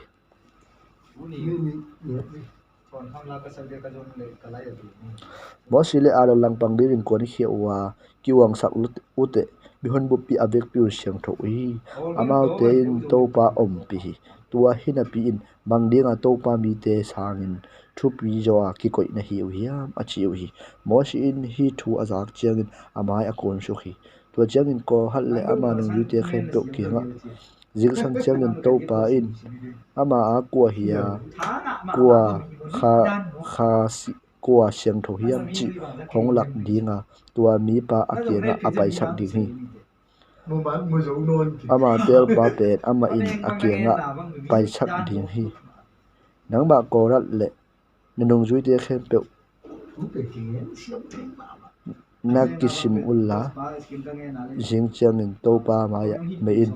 gim nam tu na har di un to pa tel tua mi pa asiang tho pa pen hi ding hi no lewe mi te uang lu zo ute achi hi mo si jong korat tunga tuin no te lewe mi te o ngai de un Israel te pasien Israel mi te dang te panin hong ki khen hi a to pa biak bu ka ama ke nga na sem in mi pi te maya ama wa de biak na asem ding in hong koi phazo sa ho lo na hi hiam ama in no te le na le bi mi pi te u ama ke nga hong koi na pi tu in siam pi za jong nga som lai na hi hiam nang le da nung zui te le na ki khop khom na u to pa lang pan na hi na phun san di un aron kwa hi mo ka hiam achi to chawin mo si Eli tapa do thal le abidan asam saki ai hangin amau te in pai bong lo we khoi ju le bong noi alon na ngam pan hong lakhia in sedang ngam a tha ding in hong ngum sak hom tho lai na hi yam to tham lo in bon le khoi ju alon na ngam sunga nong tun pi ke ya lo te le nga lo te nong lu asak ke hi bi te mi tang khel khilai ding na hi yam kong pai be ma ke ding hi achi wi to changin mo si he ma wa to ba ke amau te biang na sang ke in amau te tung panin la khat na ngon jong kala nai ke ya amau te khatunga jong ka khial ke hi achi hi mosin korat ke nga jing chang nang le nung jui te he to pa ke nga nak kilak ding hi nang le amau te le ar no te in nagim nam tui bel te gu to in asunga gim nam tui na koi ding hi gim nam tui bel vek pi jani som nga hi to pa ma ya ap pia ding hi nong nang le arorin jong nagim nam tui bel u na pe ding u hi achi hi to chiangin angim nam tui bel te che du la wa asunga meile gim nam tui koi in ki khopna bon bu lu na a mo shi le aron to ading kho mu hi ko harin ki khopna bon bu lu na amau te lang khara anung zui te aki khop sak hi chiangin ni hon pi de khem be tunga to ba min than na hong kilang hi to ban mo shi le aron tunga amau te thakhanin ka be sak theina dingin hi aki kho mi hon pi te panin ki hem khiaun achi hi ayangin mo shi le aron mai kun chu to pao mi hing te pasieno mi khat abo na te hangin mi pi bup tunga he ding na hi yam chin aki ko hi to changin to pan mo shi tunga mi hon pi tunga korat do than abidan puan buk panin ki hem khiaun chium achi hi mo shi ding ki a dathan le abidan te kiang a paya Israel upate in ama azu hi amai mi hon pi te vaw hil in vaw hila hi minglo te pon buk pan ki hem khi un amau te na khat bek long ke un na lo du le amau te mo na te hangin no te hong ki phiat khading hi achi hi to changin amau te ko rat to thal le abedai te pon buk pan ki hem khiau hi do thal le abedai bai khiawa aji te ata te atang tangek te to ama pon bu lu na ading kho mu hi to changin mo sin hi te ke thua ka hi Halloween hi te khem pe asem ding to ban ke hong sol a hi lam na thei na ningu a hi mi te si ngei na in sin mi hing tuak ngei ma tuak le to ban ke hong bol ke hong sol lo hi ai hangin to pa in athak tua ma ma khat tuak sakin lei kam ka in amau te le avan nei khem pe wal in a hing taun ha la a ki wi le tua changin hi mi te to ba a shimbo lam na thei di hi achi hi amai hi thu angen hit phedin amau te nuai lei ki khang kham a lei kam ka in korat le ain kon te le ani sa te khem to awal hi amau te ani sa khem pe uto a hing tangin han sunga tum sukwa lein amau te khup nelin kisia a pi te la ka om non ke hi amau te kim ko dam Israel te tai lei tangin eite hongwal tum khan che chin a ong hi tua jang in do pa panin mei kuang ki a biang na ngim nam tu a pia mi jen de som nga te awal a hal tum hi to ban mo si ke nga shem bi aron ta ba elijar ke nga mei kuang khupi lak panin ngim nam tu bel te lakhe sakin agam la shima mei am te the thang sakin hangin amau te dun ta na be na ding za amau amo bi de gim nam tui bel te siang tho hi to gim nam tui bel te to pa ma ya asiang tho ki pia a hi parin biang na ta wa lu ding in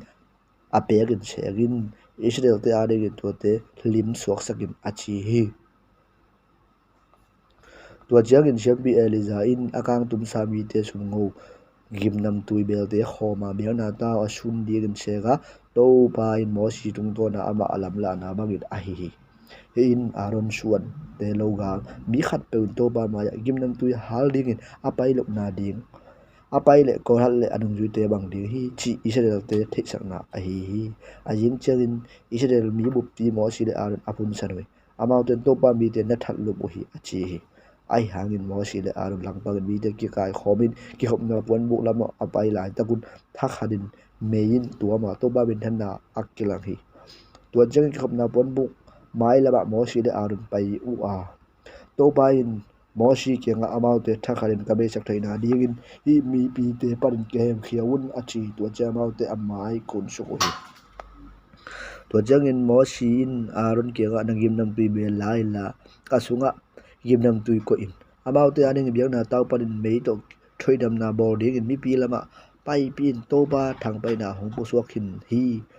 burpi ki pan khin jo hi achi to changin aronin mo si chi bangin hi mi pi te lai janga ata hi mi pi te laga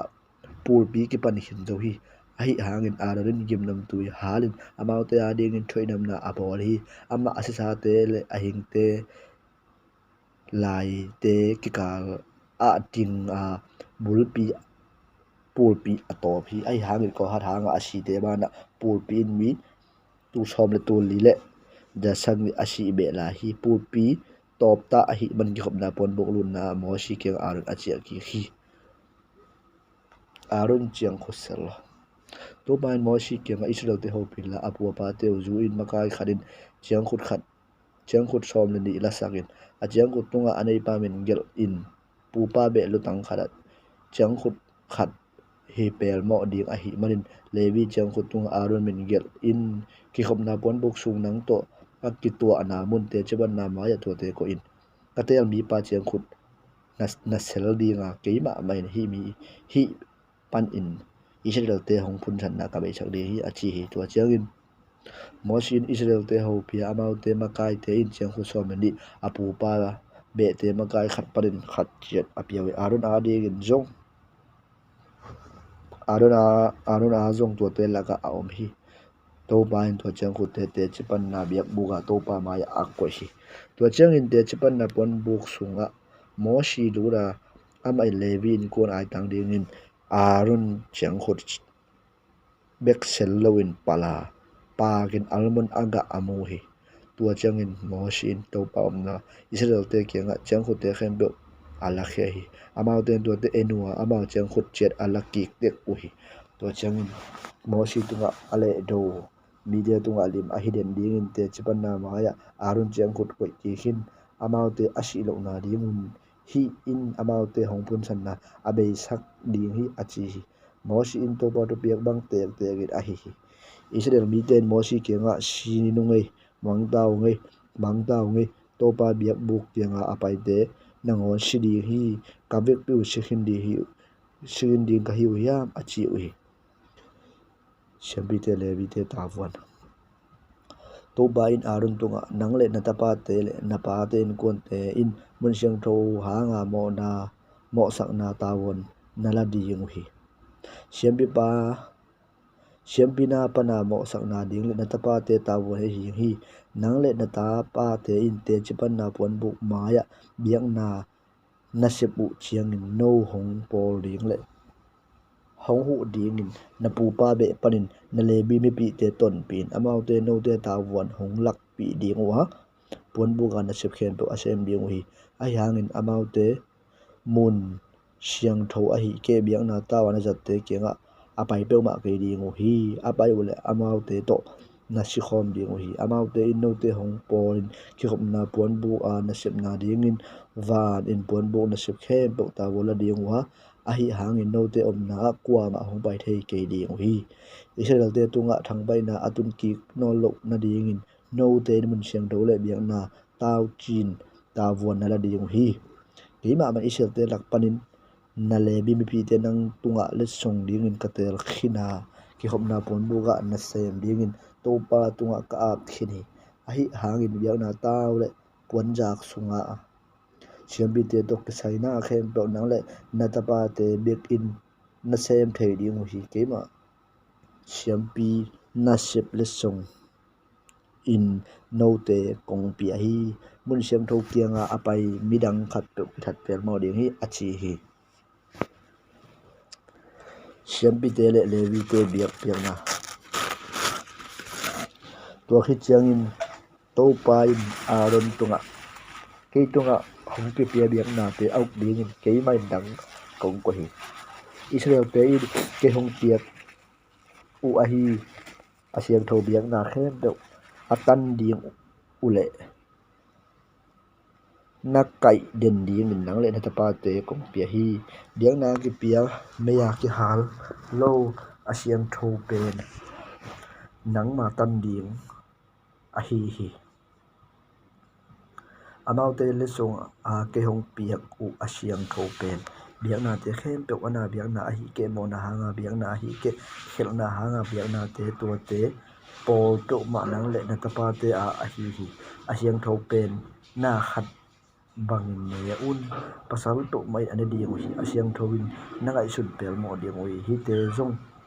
noa ding a hi Israel te in beya biang na in le song a piak te khem pe panin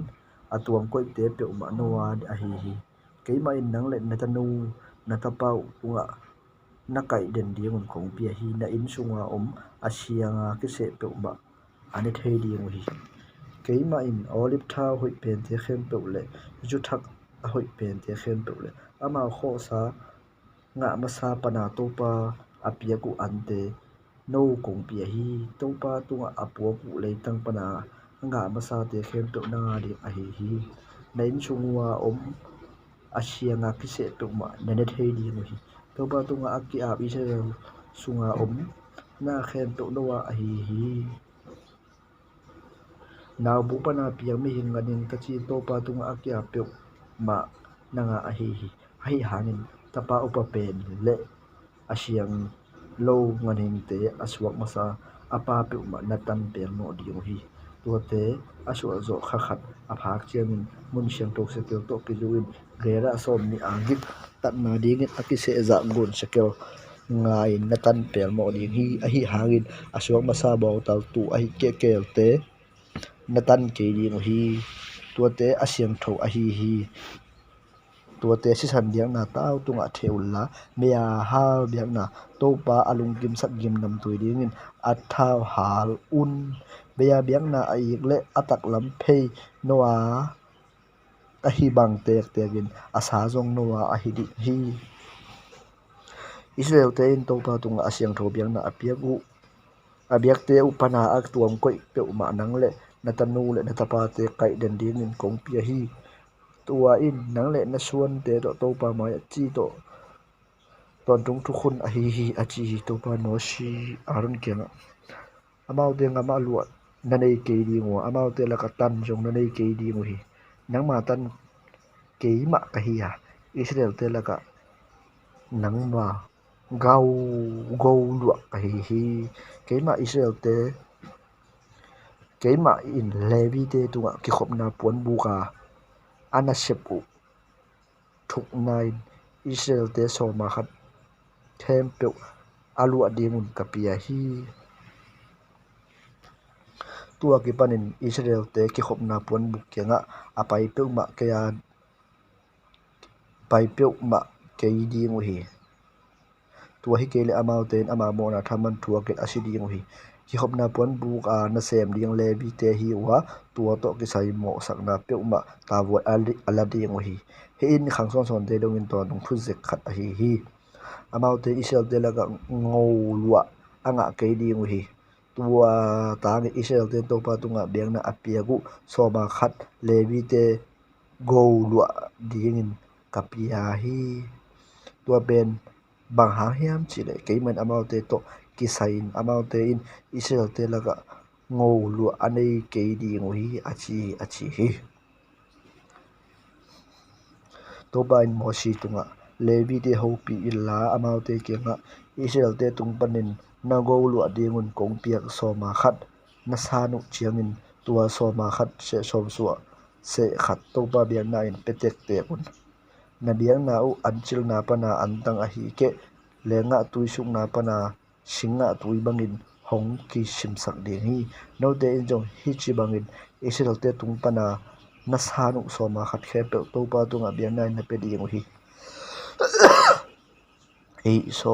ma khat te panen to pa tan te khen hian siam pi arun na pe ding hi no te in tua tunga hong ki piana te a hoi pel le a siang tho pen te to pa a ding in na pe te ding hi chi in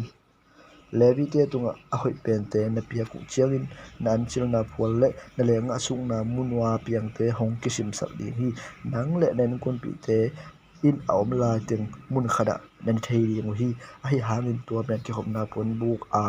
na sep thaman u a hi tua te a hoi pen na piang na ko le hi thu a na mo ke ding hi tua chang Israel te biang na asiang tho te na bu sak ke ding wa na shi ke ding hi a chi hi sian na tui to pa in mo shi le arun tunga hi in to pa hong tu piak sa akisam thu kham a hi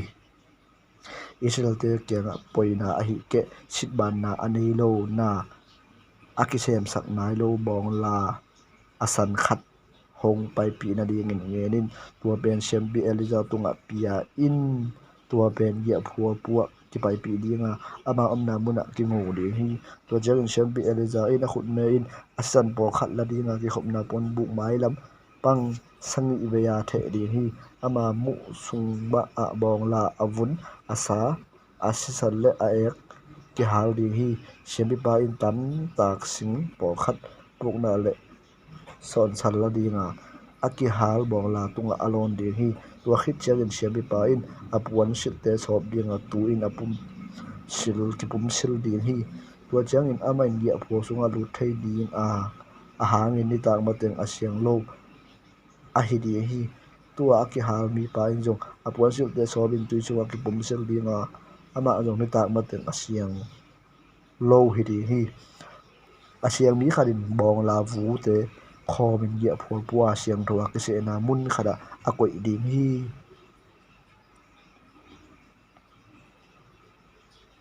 Israel mi pi te in sian na tui a zat dingun tua te akem ding hi tua pen mo na pa na sian na ding a hi bong la vu aki khom pa in jong apuan sil te sopel mo ding ama azong ni tak mateng asyang lo hi ding hi in Israel te le amau te laga te pem da te ading in ton dung thu je khat hi khom ding hi misi luang khat to alon to ba ni sang isung asyang lo so ding hi ani thum ni le ani sang inin ama le ama tua tu in ki sop ki siang sak dinga tua changin asyang ding hi a hi hangin ani thum ni le ani sang inin akisian sak ke le asyang suak lo ding hi misi luang khat to to longa ama le ama kisian sak lo pe ma in to ba biak na ta bua sak a hi to mi pa Israel pan ki khen ni pe mo ding hi bahayam chile ama tunga sian na tu ki the nai lo a hi manin ama asyang lo a hi ama sian lo na atunga bangla hi puan buk sunga mi khat asi changin zat ding in tu kham hi a hi puan buk sunga alut pe ma le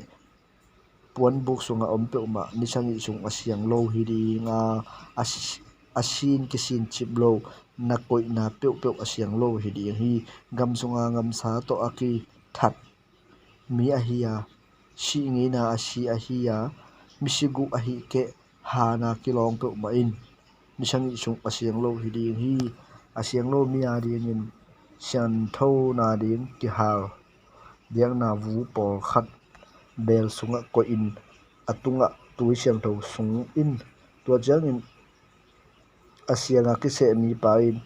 puk na por khat la dinga tui sunga dia in puan buk le na jat te khem pe le tua la ya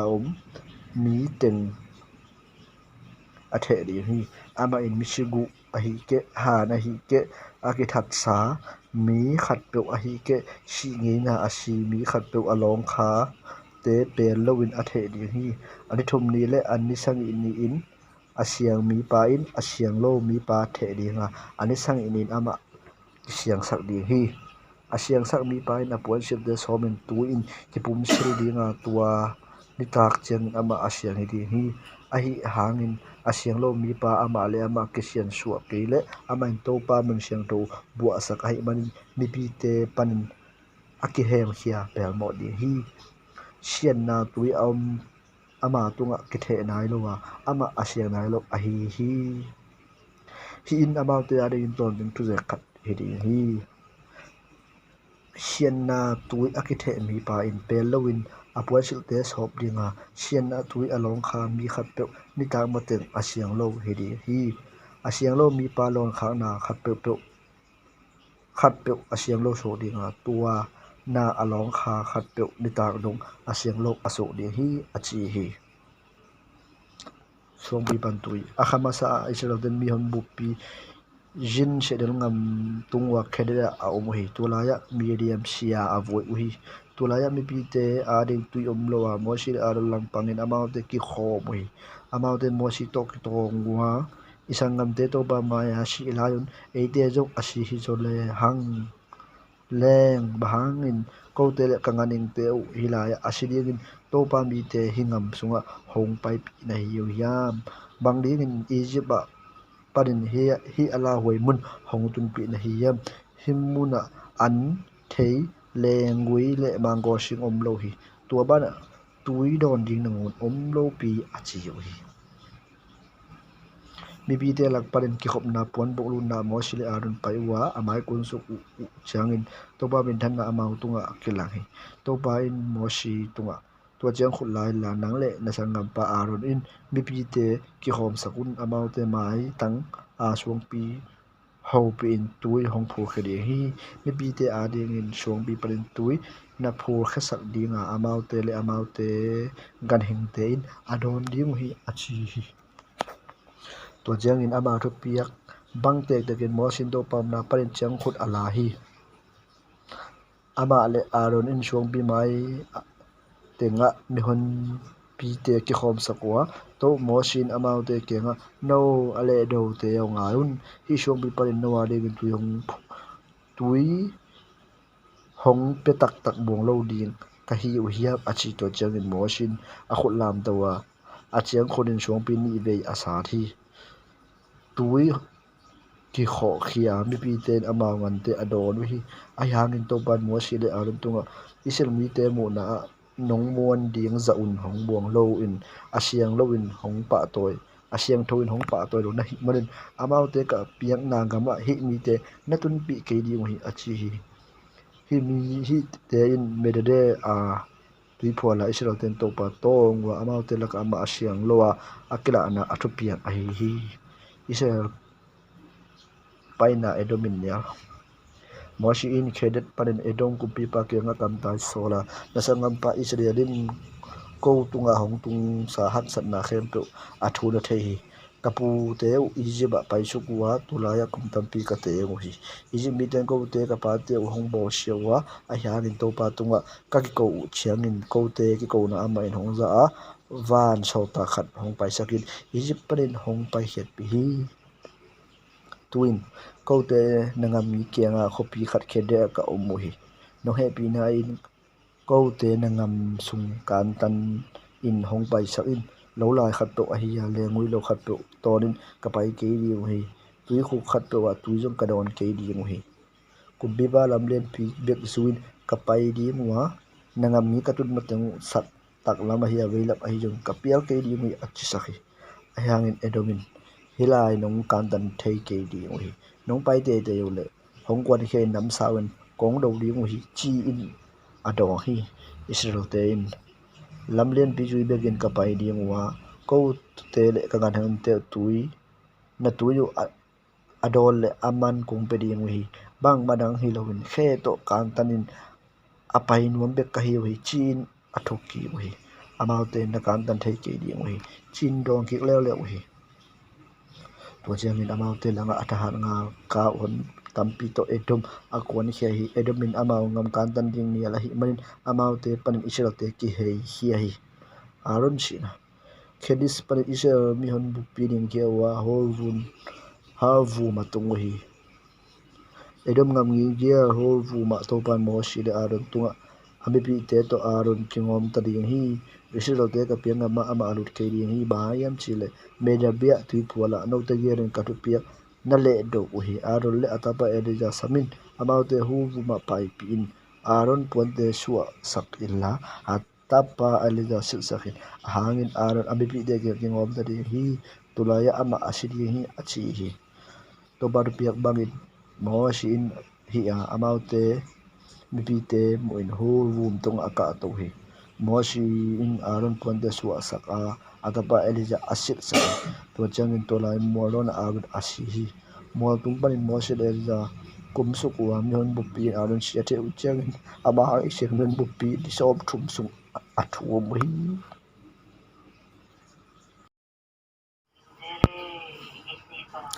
Arab kisia Nijar aten kanan mi Arab kumpi pa in atharim zot na lampi ju in Israel te pai chi azak chiangin ama in Israel te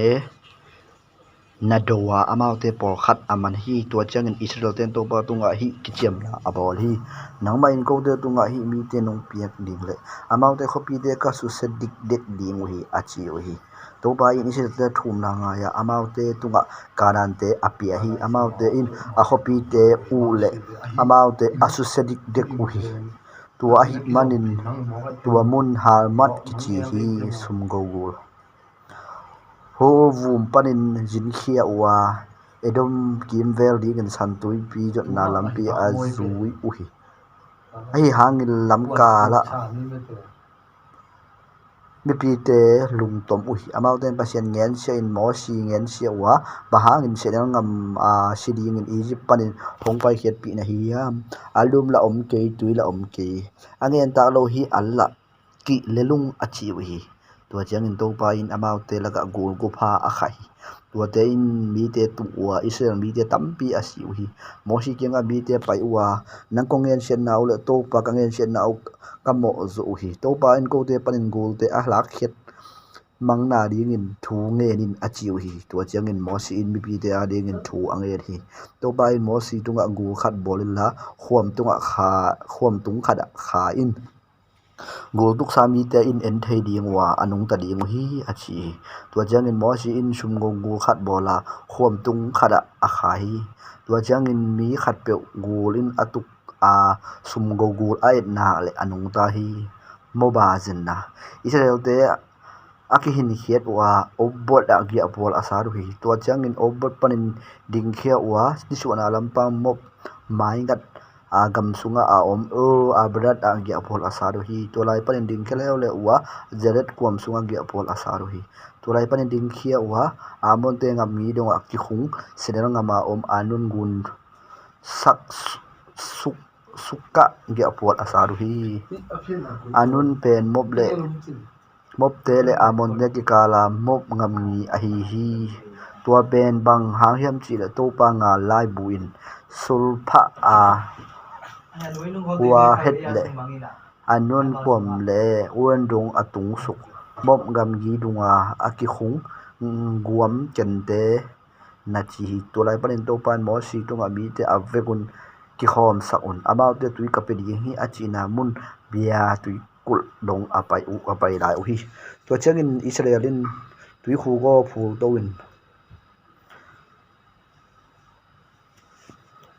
tua thu lan saun umpi tapa te to sami pi te ulian te tuak a asik chiang le achiang khut ato to tui khu thu chi in la in asa uhi tua chiang in amau te senel kampanin madana a pai a madana panin na halel panin ba mo panin pisanga mualdon panaki musuk mop ngam wa kwama atung hi sidon le o rona Israelin amol le kumpi pa si hon kenga kamtai sola nangam hong kan tan sakin lo lai a hi ke lengui lo khat pe tonin kapai ke di hi tui khu pewa tui zong kadon ke di hi nangam ka kan dan hit mateng un kumpi pa lam len pi juin kazin di o hi achi sakhi a hi hangin si honin agam gi kan tanin Israel apai sak nuam ke uhi anga kau khem pagi khom sa go Israel te do dingin sengal ngama akwan khia uhi zohat atun chiangin Israel to akido uhi ahi jongin Israelin nam saw to ama vada ama gam anon panin jabok dong la sakwa ahi hangin amun le abante omna changbek alazo uhi mayam chile ama ngamia ku to ki hi Israelin amonte khopilian te khem pe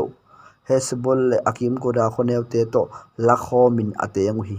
hesbol pen mop kumpi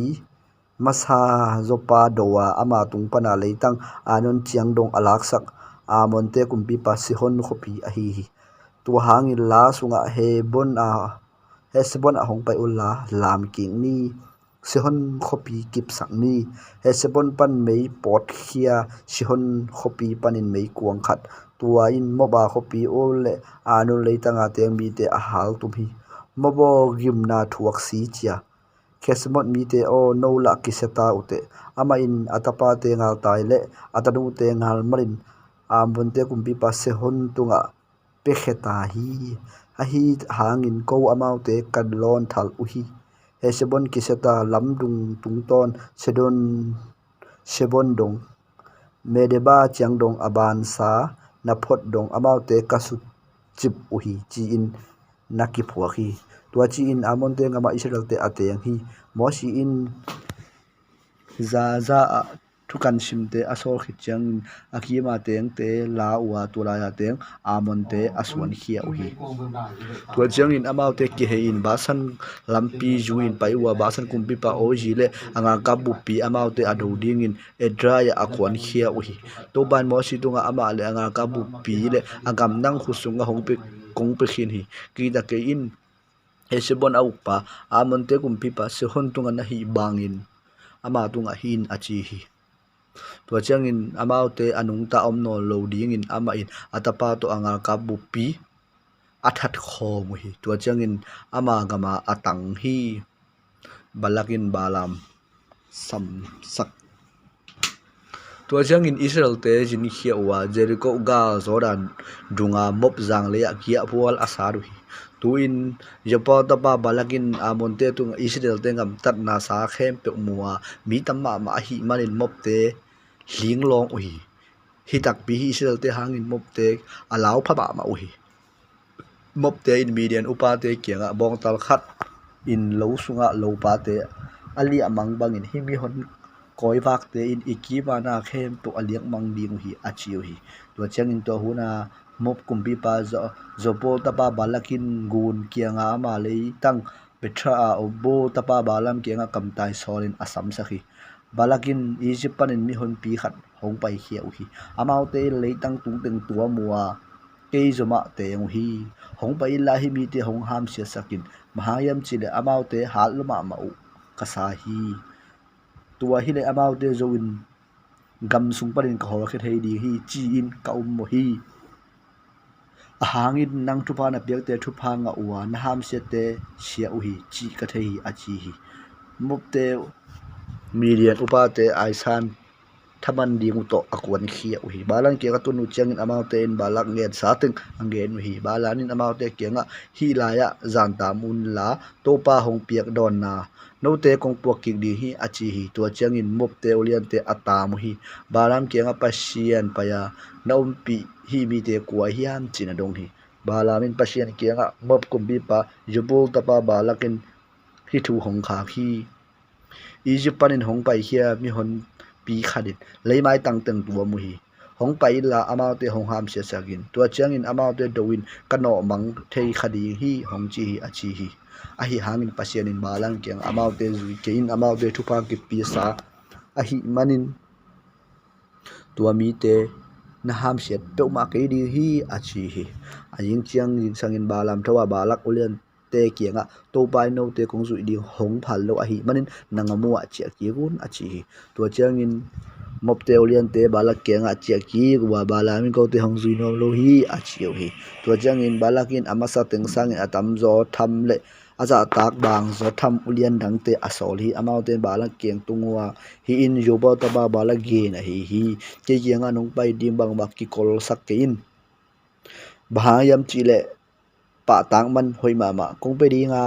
na chi bang ka hi ding hi hong bai la hi mi te hong ham se sakin a chiu hi a hi hangin bala me amau te ke nga balagin akum pi in dim kham le gu hong pe ta le to pa ka pa shet hong tu piak za wal anewa hi ya alien a hi jong bang ma ka sem the ke hi adang te bang ma in tuzan hilaya tamulla to pa in ke ke nga hong nen be la hiam hong dong ning a chi hi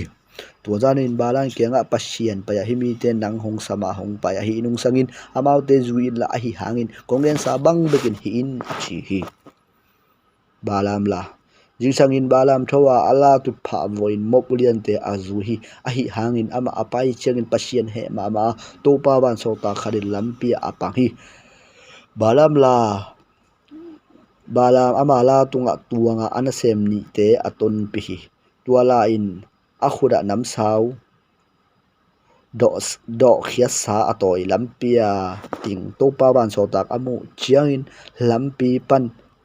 gamlaga apial hi balamin sa din lampi azui sak ki hi to changin lengwi lo ki kal alang tua ka phung khou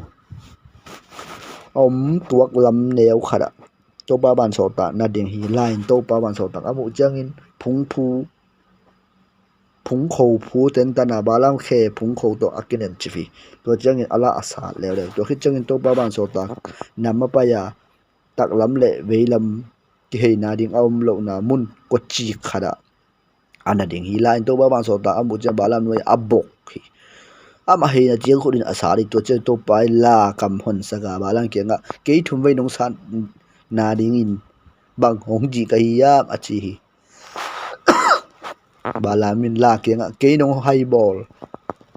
hang hi nam sao ka toy lai tak hi le tum ma men ka hong that ding hi achi hi line balang ke nga tu ni chang dong aton tung in na ton na nang ba la hi lo ka hi yam hi bangin nang hong hi ngi ka hi yam achi hi ama in no hi ngi ke hi achi hi to khi chang in to pa in balam mit hon saka nam sao do sa to lam la ya ading to pa ban so ta amu hi to chang in leiram ngai akun so gi to ba ban so ta gi ama ke nga ba hangin na la thum ve tak sa da hi yam na hong pangin hilaya kong pa hi ba yam chi le kamaya na lampi na thusim ke hi lain ke hong mua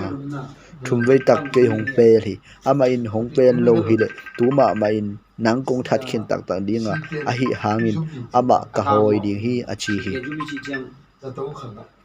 balabin to ba pang so tak ke nga kamo zo hi ke hong pang in lampia na din ding lam ka phok kha ke hi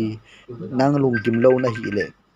kakile ding hi achi hi to ba ban so ta kin balang ke nga mi te zuin la a hi hangin nang tua kong len teng bek ngenin achi hi to changin balamin balak olian te azui hi balam pa ya ba balam pa hi chi balakin azak changin agam gi mo nga aron gu gam gi amonte khopia ana don ding in akwan khia hi balakin balam ke nga aman langin nang hong sam di hong so hello ka hi yam bhangin hong pai pa lo da hi yam nang pa tak man hong pe thei buang lo ring ka hi yam achi hi balamin pha hi tuin nang kiang kong tung khini a hi hangin ka hi za wal khat pe hong nen thei ding ka hi yam pa sian in ka kam a akoi za be ka ngen ku di hi achi hi to hi changin balamin balak zuya khetret hujot a apai kho bu hi balagin bong te le tu te biang na in pia tu te pol khat balam le ama to om khom ulian te apia hi ajing chiang jing sang in balagin bamot baldong balam pai pia tu lai panin mi pi te pol khat amu hi balam thuswak masa balamin hilaya biang na tao sangi hong do sakin la kaya dingin bong tal sangi le tutal sangi hong bo sakin achi hi balam chi bangin balakin hi a biang na tao khada bong tal khal le tutal khatta apia hi balamin balak kianga kapai khiat kalin hi na biang na kianga na omin to pan ke hong ki mu pi nuam khading hi ke tua hong la pe ko nge de hi achi tua chang aba pol lak mun sang khada apai khia hi pasianin ama na dona balamin diang na tao sangi kado khina tao khada bong tal khat le tu tal khat ka be khini achi hi to ba in balam kam sunga thu nu mu ma balak kenga pai ki la ama hi thu piain achi hi to changin ama kenga pai ki ga abiang dang ya mop ulian te khem pe to ama na ding khom amu hi to changin balamin athuswak pula kha balakin aram pan in ke hong pai pia nishu na mol te panin mop kumpi pa hong pai pi hi ama in jacob hong ham se sakin hong pa illa israel mo sakin chi hi pasien ham se lo amau te in bang je ham se thei di yam to pa mo sak lo amau te bang chi ki mo sak thei ding a hi yam asan na te panin amau te kanga le da suang pi don panin amau te kamu hi atuam ten mi te kamua amau le amau kinam minam khada akisim lo te a hi tu in Jacob lei vui sim thei in Israel se li suwa se khat sim zo ding a hi hiam athuman mi si bangin ke hong se sak illa ka hun tom na amau te a bang sakin achi hi balagin balang kenga ke hong bang chi na hi yam kangal te ham se ding in nang ka hong sami ai hangin bang ma chi lowin amau te thu pha na pe so bi achi hi amai to pain ka kam sunga hongwon thu pel mo lo ding ka hi yam thu ngen pel mo lo ding ka hi yam chi na dong hi balap thu suak ni na to changin balakin akianga amau te kamu theina ding amun dang khada ke hong zuin akhen khat bek namuding hi avek pi u hinai lo hi tua lai panin hongham se sakin achi hi tua changin yo phon ngam laga posat don na mua don a pai pia tu la ya biang na taw sangi do in taw khada bong tal khat le tutal khatta apia hi balamin balap kenga huala ya ama to kakitua sung na biang na kiang hilaya na omin achi hi to bain balam na don tua ama kama thu muamin balak kenga pai ki ge la hi thu ama pian achi hi to changin ama ke nga pai ki ga biang na ngeya mopulian te to ama ading khom amu hi balabin to pa in bang chi hiam chin adong hi to changin athu suak pula ga balak thawila nga in yopo tapa o kathungen zain pasian pen jo ngen ding in ming hilowa alung sim kheng them thum ding in mi hing tapa zong a hi ke hi achi sa hilo hi loading a hi yam a khap sa tang tung loading a hi yam thupa biang ding thup yang na ka nga zo hi ama in thupa pe khini ken ka khel thei ke hi Jacob sunga kam sien na kimulowa Israel sunga lungnop lo na aum ke hi to pa amaute pasien amaute to om khom hi amaute laga kumpi pa akki ko hi pasien in amaute Egypt panin pai het pi a amaute in ngambong tal tha apai hi Jacob langa bum na omlowa Israel langa aisan na om ke hi win ke ba Jacob kyang le Israel kenga pasien sep samuin a chidi hi tua mi te humpinel kai pi abang hi amaute asama sa anek ma sisan adon hit matenga ommok thailo humpinel kai bangin adiang diang hi chi hi tua hi changin balang kyang amaute ham set ke la thupa la pekin achi balawi to pa chi to ka hi ko hi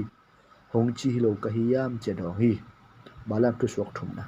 to changin balang tianga hong pai di in amundang khada hong pai pi lai ning to lai panin amaute nong ham se sak ding pasya lungkim khathai di hi achi hi to changin balakin gamwal akemut sukna purdo na balam apai pi hi balamin hilaya biak na taw sangi hongdo illa bontal sangi te tutal sangi hongdo bolin achi hi balang rian samangin balagin hi saka taw khem pe wa bontal khalle tutal khata apia hi balami Israel te thupa apiak to palung kim hi chi athai chiangin ahundanga te bang ai san ding in akwan non ke hi ahangin sel ngam lama mai ngathi balam khoda ka Israel te abe in gi apol sada amu chiangin ama tunga pasien kha tungin ama thuswak pulaga bol tapa balam thuswak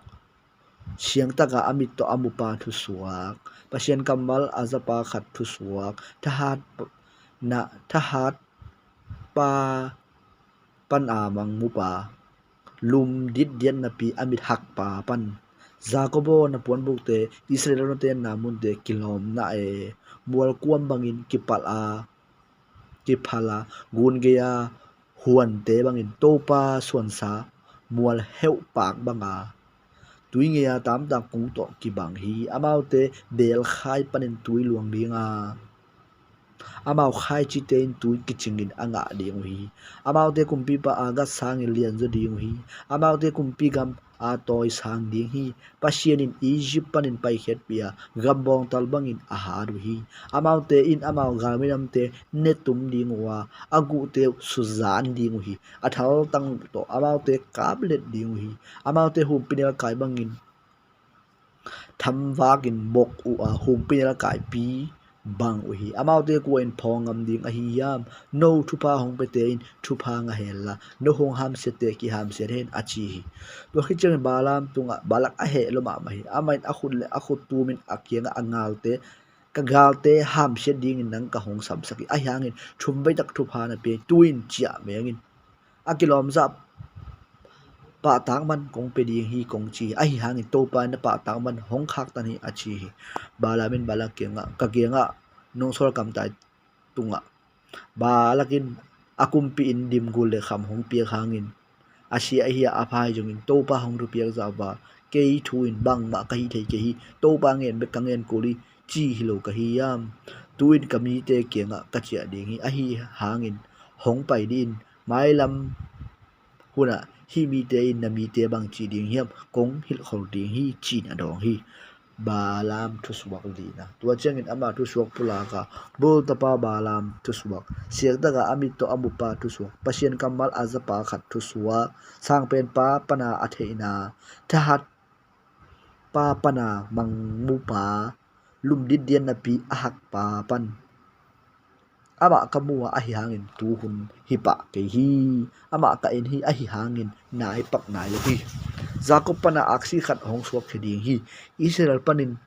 sik chang khut khat hong khang hi ama in mop te thal tang shet tapa te lutang gu khem to asat kham ding hi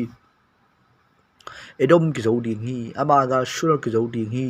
a hi hangin israel ata khau lai ding hi jacob panin ukpa khat hong piang dinga khopi pan asuak ta asu se ding hi achi hi bo tu suak nung te to changin balamin ba amalek mua atu suak ngenin minam te laga amalek ama sa pen hi a hi hangin atom na akisu se ding hi achi to changin ken te mua atu suak ngenin na te nau mun kho hi ya suang pi sunga na bu ki tom hi to hi na pi in no ken te asa in galman in no te hong lak chiang in na ki se ding hi achi hi to changin ama tu suak nge na kalai sai pasien in hi asep chiang in ko nung ta zo ding hiam ki tim gun nge ya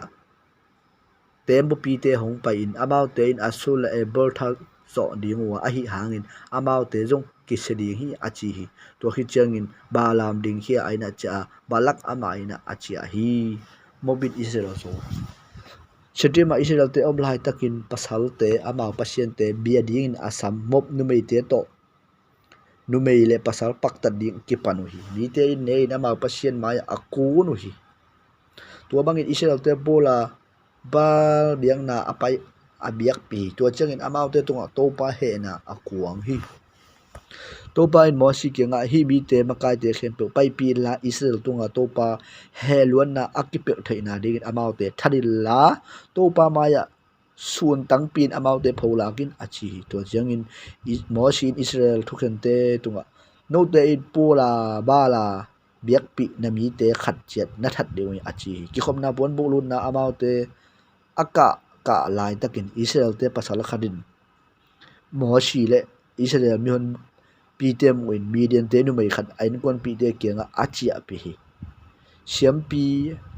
aron tapa elijal tapa fini hain amuhi amait akhut a te pi khat toy koma mi hon pi te nu sien Israel mi pa puan buk sum dong azui amain amau te ngel Israel mi pa pai ledin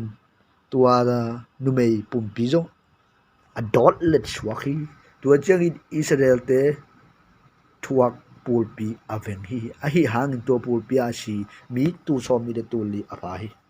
to pain mo si tunga siam pi aron tapa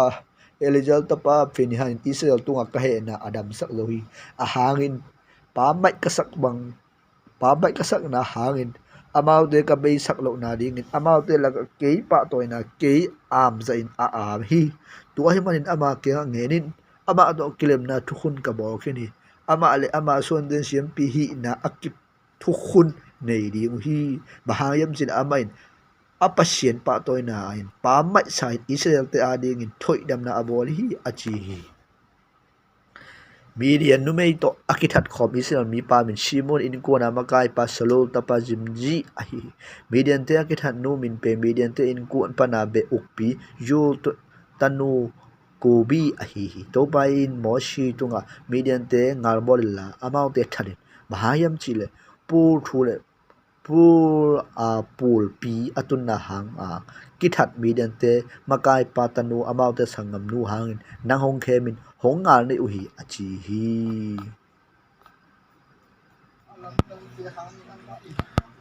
mishim ni vena pul pi hit changin to pa in mo sile siam pi aron ta pa eliza tunga ain kwan zu in israel mi te bu pi paltan tuam thei ding kum som ni pan atung sia khem tok simin achi to changin jericho kipan zoran kan tan na mob jang lei tunga mo sile eliza in amau te ho pin to pa in mo sia tu piak bangin pasal kum som ni pan atung sia peu ma simun achi hi hite ijipana pai ke israel te ahi reben suan te israel ta pa upa pente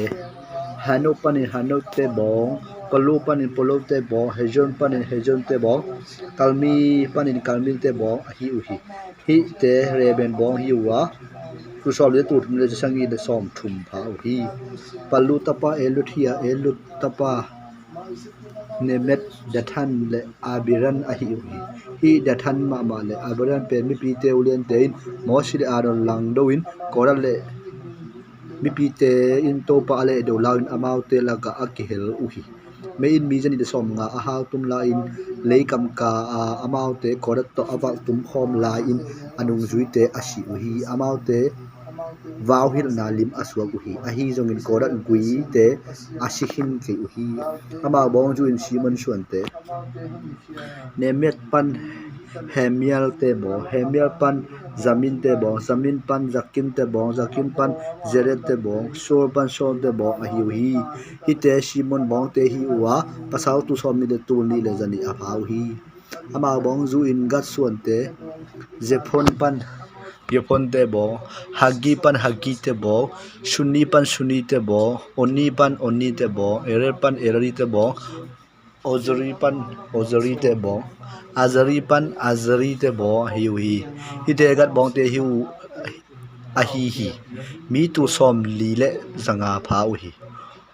ai le onan pen jura tapa te hi wa hi hangin amau te kanana asiu hi amau bong jun jura suan te sila panin sila te bong peret panin pela te bong zeret panin zeret te bong peret suan te heron pan heron te bong harmon pan harmon te bong hi te jura bong te hi wa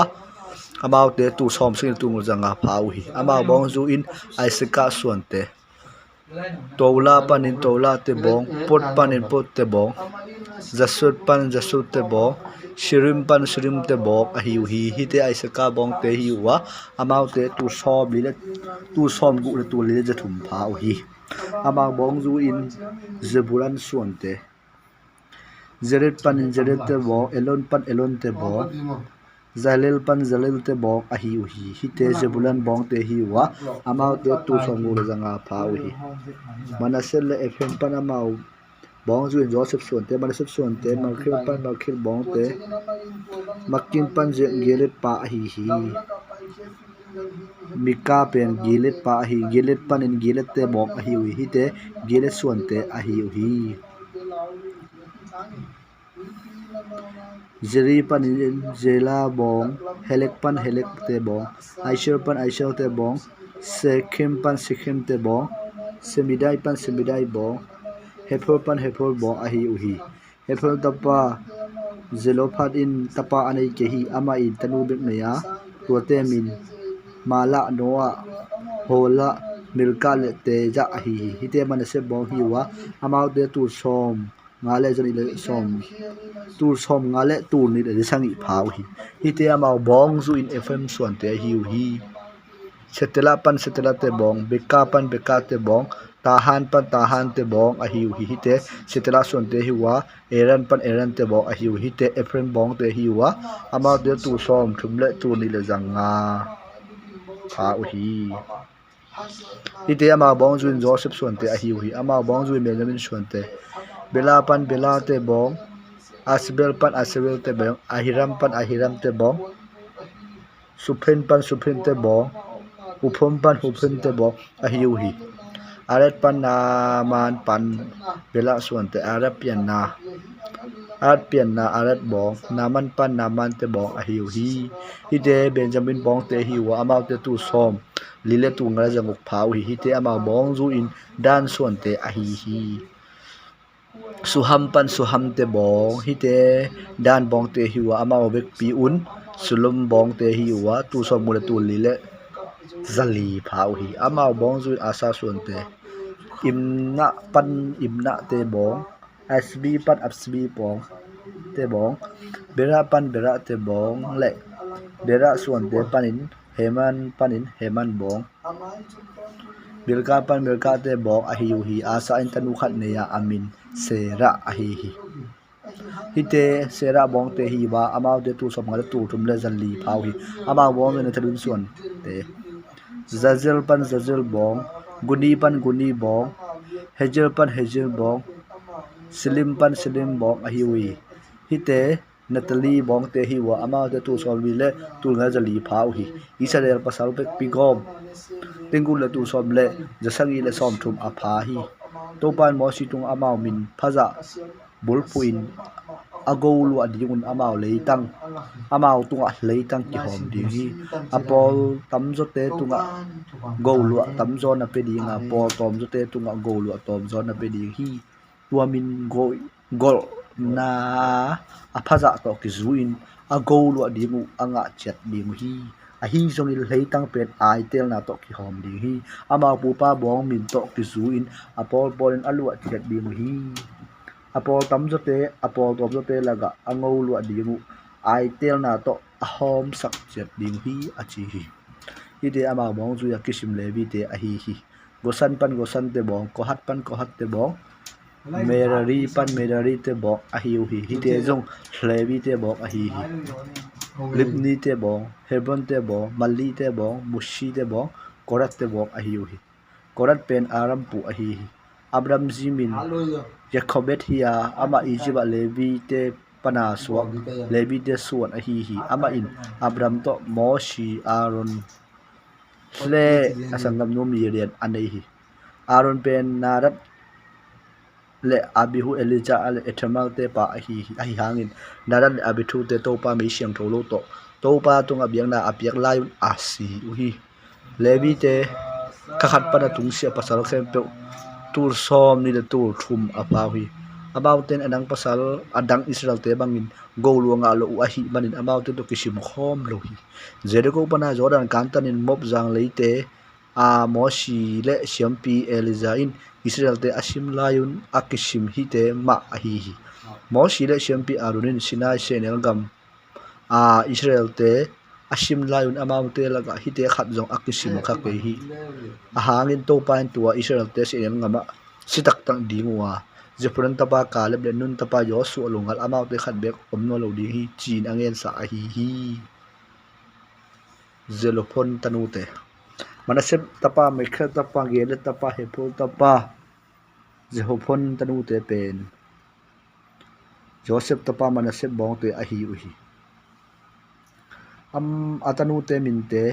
mala noa hola milka taja ahi amau ten ki khom na pon bolun na ki nga vanne wa moshi le siampi eliza makai te le mi pi bu maya dingin kapau senel ngama asihini ama ko han nung zui te la ki helloin to pa lang pang la ki por khom lo hi to hi ama mo na hangin sia tapa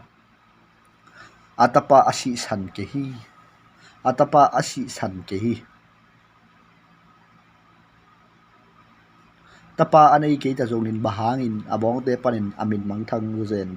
a hi hiam kapau tanu te laga nei sa hong piawin achi hi to chamin mosi la bau thu to pa ba ya bo ka to pa da ma ke Japanen zelophe hat tanu te gen thuma a hi apa tanaw te go lwa lak panin amaw nei sa pe pel bo illa amaw pa go lwa amaw ma pia in Israel te kianga pa pi khat asi atapa anu siat kele ama go lu atanu piaun to pa in tanu anei kele ama go lu asangam pa piaun aban sangam pasala nei kele agolu ading apa sangam pasal piain apa sangam pasalan kele ama bong sunga kinai pi pen penin golu ading in pia un hin to ban mo si tu piang sai Israel te zui di akisam ni na khat hi di hi chi achi hi Joshua mo si lai to chang in to ban mo si tunga hi Abraham mo runga pai to willa Israel te ka piak sangam enin na bu khit chang nang zong na sangam pa ron ma bangin nami de ki nga hongking om di hi a hangin jin sen nga ma tui phuala mi pi te in ke hong le do lion amau te mit mu in nani un kathu piak nabang ke wa kasiang tho za in nong pa toy ke hi achi hi te jin sen ngam kheret le meraret merba tui te achi da hi mo si to pa mi hing te khem pe kha te pasien in himi hon te au ding in bi khat se in la amau te ba ya pai hiat pai khe lut he la to pa mi te achingom lo tu to akiba lo na ring in amau te ma kai khia in alut pi ding hi head achi hi to chang to pa in mo si ke nga kha anei nun tapa kha anei mi pa nun tapa yosua samilla ama tunga na khun ngain siampi elizale bi khe pe maya ding sakilla ama te omin za pi in Israel bi te bupit ama thu amanna dingun na thu nei na por khat ama pe in ama siampi eliza maya dingin tua pan to pa maya urim thu na to khen san na adong ding hi ama thu piak sain ama le Israel mi pi bu pusuak dingwa ama thu piak sa main asung tum dingu hi achi hi to pa na ma athu biak sa bangin mo sin hi yo swa pai pia siam pe elizale mi pi bu mai ading sakhi wa changin mo si tunga to pa la sa bangin amma tunga a khut ngain za apia hi mi sim biak na te to pa mo si tunga hi tu piak na Israel pia illa amaute tunga keima biak nain meya ki hal an hong lung kim sak gimdam tu akise huna nong piak na dik theun achi hi amaude tunga hi in topa tunga na piak ding meya ki hal biang na hi ding hi me hal biang na in poina anei lo kum kharapa tu no ni nisibin piaun jing sangin tu no khat bol in khomui changin akhat na bol ding wa anelim chi elpa khat se som so se khat le holip ki ngoi thau hin khát sẽ đi sửa sẽ khát to hell in an a biak na to na pe khom ding hi lung kim sak na biak na kip khat hi a sinai vum a hun sim a to pa tung akipia mi ha biak na a hi don the a biak na to biak khom ding in akibil zui hin khat sẽ đi sửa sẽ khát le tu no khat jet hi ding hi tua don the biak na mun siang thawa to pa tung a sang sungun tu no ani na pen khomui chiang in bolula jing sanga na bolu an biak na le don thei biak na ziama bangin bolun hin to pa alung kim sak meya ha gim nam tui biak na khat a hi sabat nia biak na te sabat ni in poina anei lo kum khada pa tu no ni don thea biak na an biak na le sathau to ki hel an ne lim chi el pha khat se ni so se khat to biak na pi khowun hi in a hununa me ha biang na le don thei biang na ba na sabat sima me ha biang na te a hi khasima biang na te khasima ni masanin to pa tung a me ha biang na in poina nei lo bong tal no ni tutal khal kum khara pa tu no apa sang piaun bong tal khat a an a biang na in sathau hel sa an ne lim chi el pa khat se som so se thum tek hidinga atutal to ana biang na in sathau hel sa anmel limchi elpa khat se som so se ni te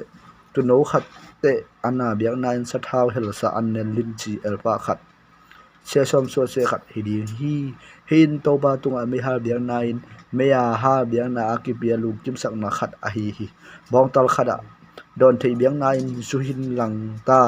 tutal to hin khat se som so se khat le tu no a hin khat se ri so se khat chiat hi ding hi hin kum khasunga tha khat siala khashima me ha biang na a hi a hunu na me ha biang na le don the a biang na ba na mo na ha nga biang na in to pa tunga ke la pa khat ki pe ding hi paisan na akamasa ani som le li ni to pan paisan na poi bol ding hi kha ani som le nganin poi khat ki bol ding hi nisang ni sung silungo solo alum neun ani masanin ki khopna siang tho khat nei ulla nanna se ba mabanu sem kiun to pa tunga mi ha biang nan aveka poina anei lo bongtal no ni total khalle kum khara ba tu no apa sangi mi ha biang nan piaun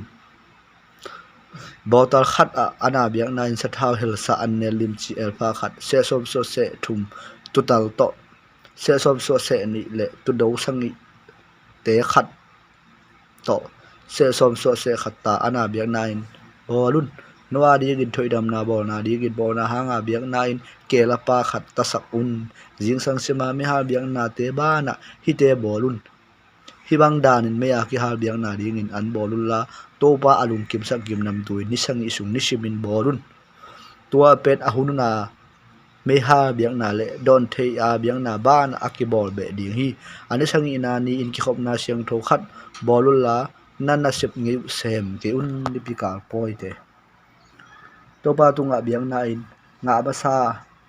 na piang niu ni pikal poi te sung an thak na ap niun ki khop na siang tho khat bolul la nan na sep ngi sem ki un to pa lung kim sak gim nam tu in bong tang no ni tutal khat le kum khada pa tu no pa sangi me ha biang nine piaun bottle khat to sa thau hel sa anel lim chi el pha khat se som so se thumta a tutal to se som so se ni le atu sangi te to se som so se khat chiat ana biang na hi ding hi noa ding thoi dam na bo nine ke la pa khat ta sak un ahununa me ha biang na le ana biang na ba na don thea biang na to hi te bo khomun agar hing te poina nei lo a hi ding thei ta un pengkul te akha sangi ina ani som ni ki khop na siang tho khat bolula ki khop na siang tho khat bolula na sep ngi te usem ki un tuani pengkul te mu ni ding a hi hi to pa lung gim sang gim nam tu ding me ha biang na in avek poina anei lo bong tal no khat tu tal khal le kum khat apha tu no sangi piaun abong tal to ana biang na in sathau hel sa anel lim chi el pha khat se som so se thum tu tal to se som so se ni le atu no sangi te to se som so se khat chiat bolun noa ding in thoi dam na bol na ding in mona hanga biang nan ke la pa khat bolun de thei zu ki du pui te ta sapun hite pen akichang tan sa khasim le nisima mi hal biang na ana biang na le don theya biang na te bana biak din a hi hi lau lu khu mo tua te pen to pa tunga me ya ha biang na ki pia lungkim sak na gim nam tui a hi hi thoi dam ni hi akha ni sangi na ani som ni ki khop na siang tho khat bolun pe lowin no le no ki de kula na sem ke un to pa tunga lungkim sak na gim nam tui ding in aveka poina anei lo bong tar no khat tu tal khal le kum khada pha tu no apa sangi me ha biang na in piaun abong to sa thau hel sa anne lim ti el pha khat se som suwa se thum a tu tal to se som suwa se ni le a tu no sang te to se som suwa se khat tik to ana biang na pia un to te ba na thoi dam na ding in mo na ha nga biang na le ahunu na mi ha biang na ana biang na don thea biang na le mo na ha nga biang na ding ke la pa khat ta sak un biak buk poi te akhasangi na ani som le nga ni ki khop na siang tho khat bolun la nana sep gei te u sem ke un ni sangi sung to pa tung a poi bolun to pa lung kim sak na gim nam tui me a ha biak na me ha biak na in bong tal no som le thum to tal ni le kum khat a pha tu no apa som le li pia un aveka poina nei lo hi hi bong tal no som le thum to ana biang na in sa thau hel sa anne lim ji el pha khat se som so se thum chiat tu tal ni to se som so se ni chiat le tu no som le li to se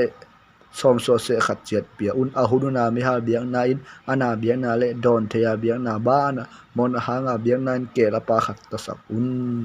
anni ni in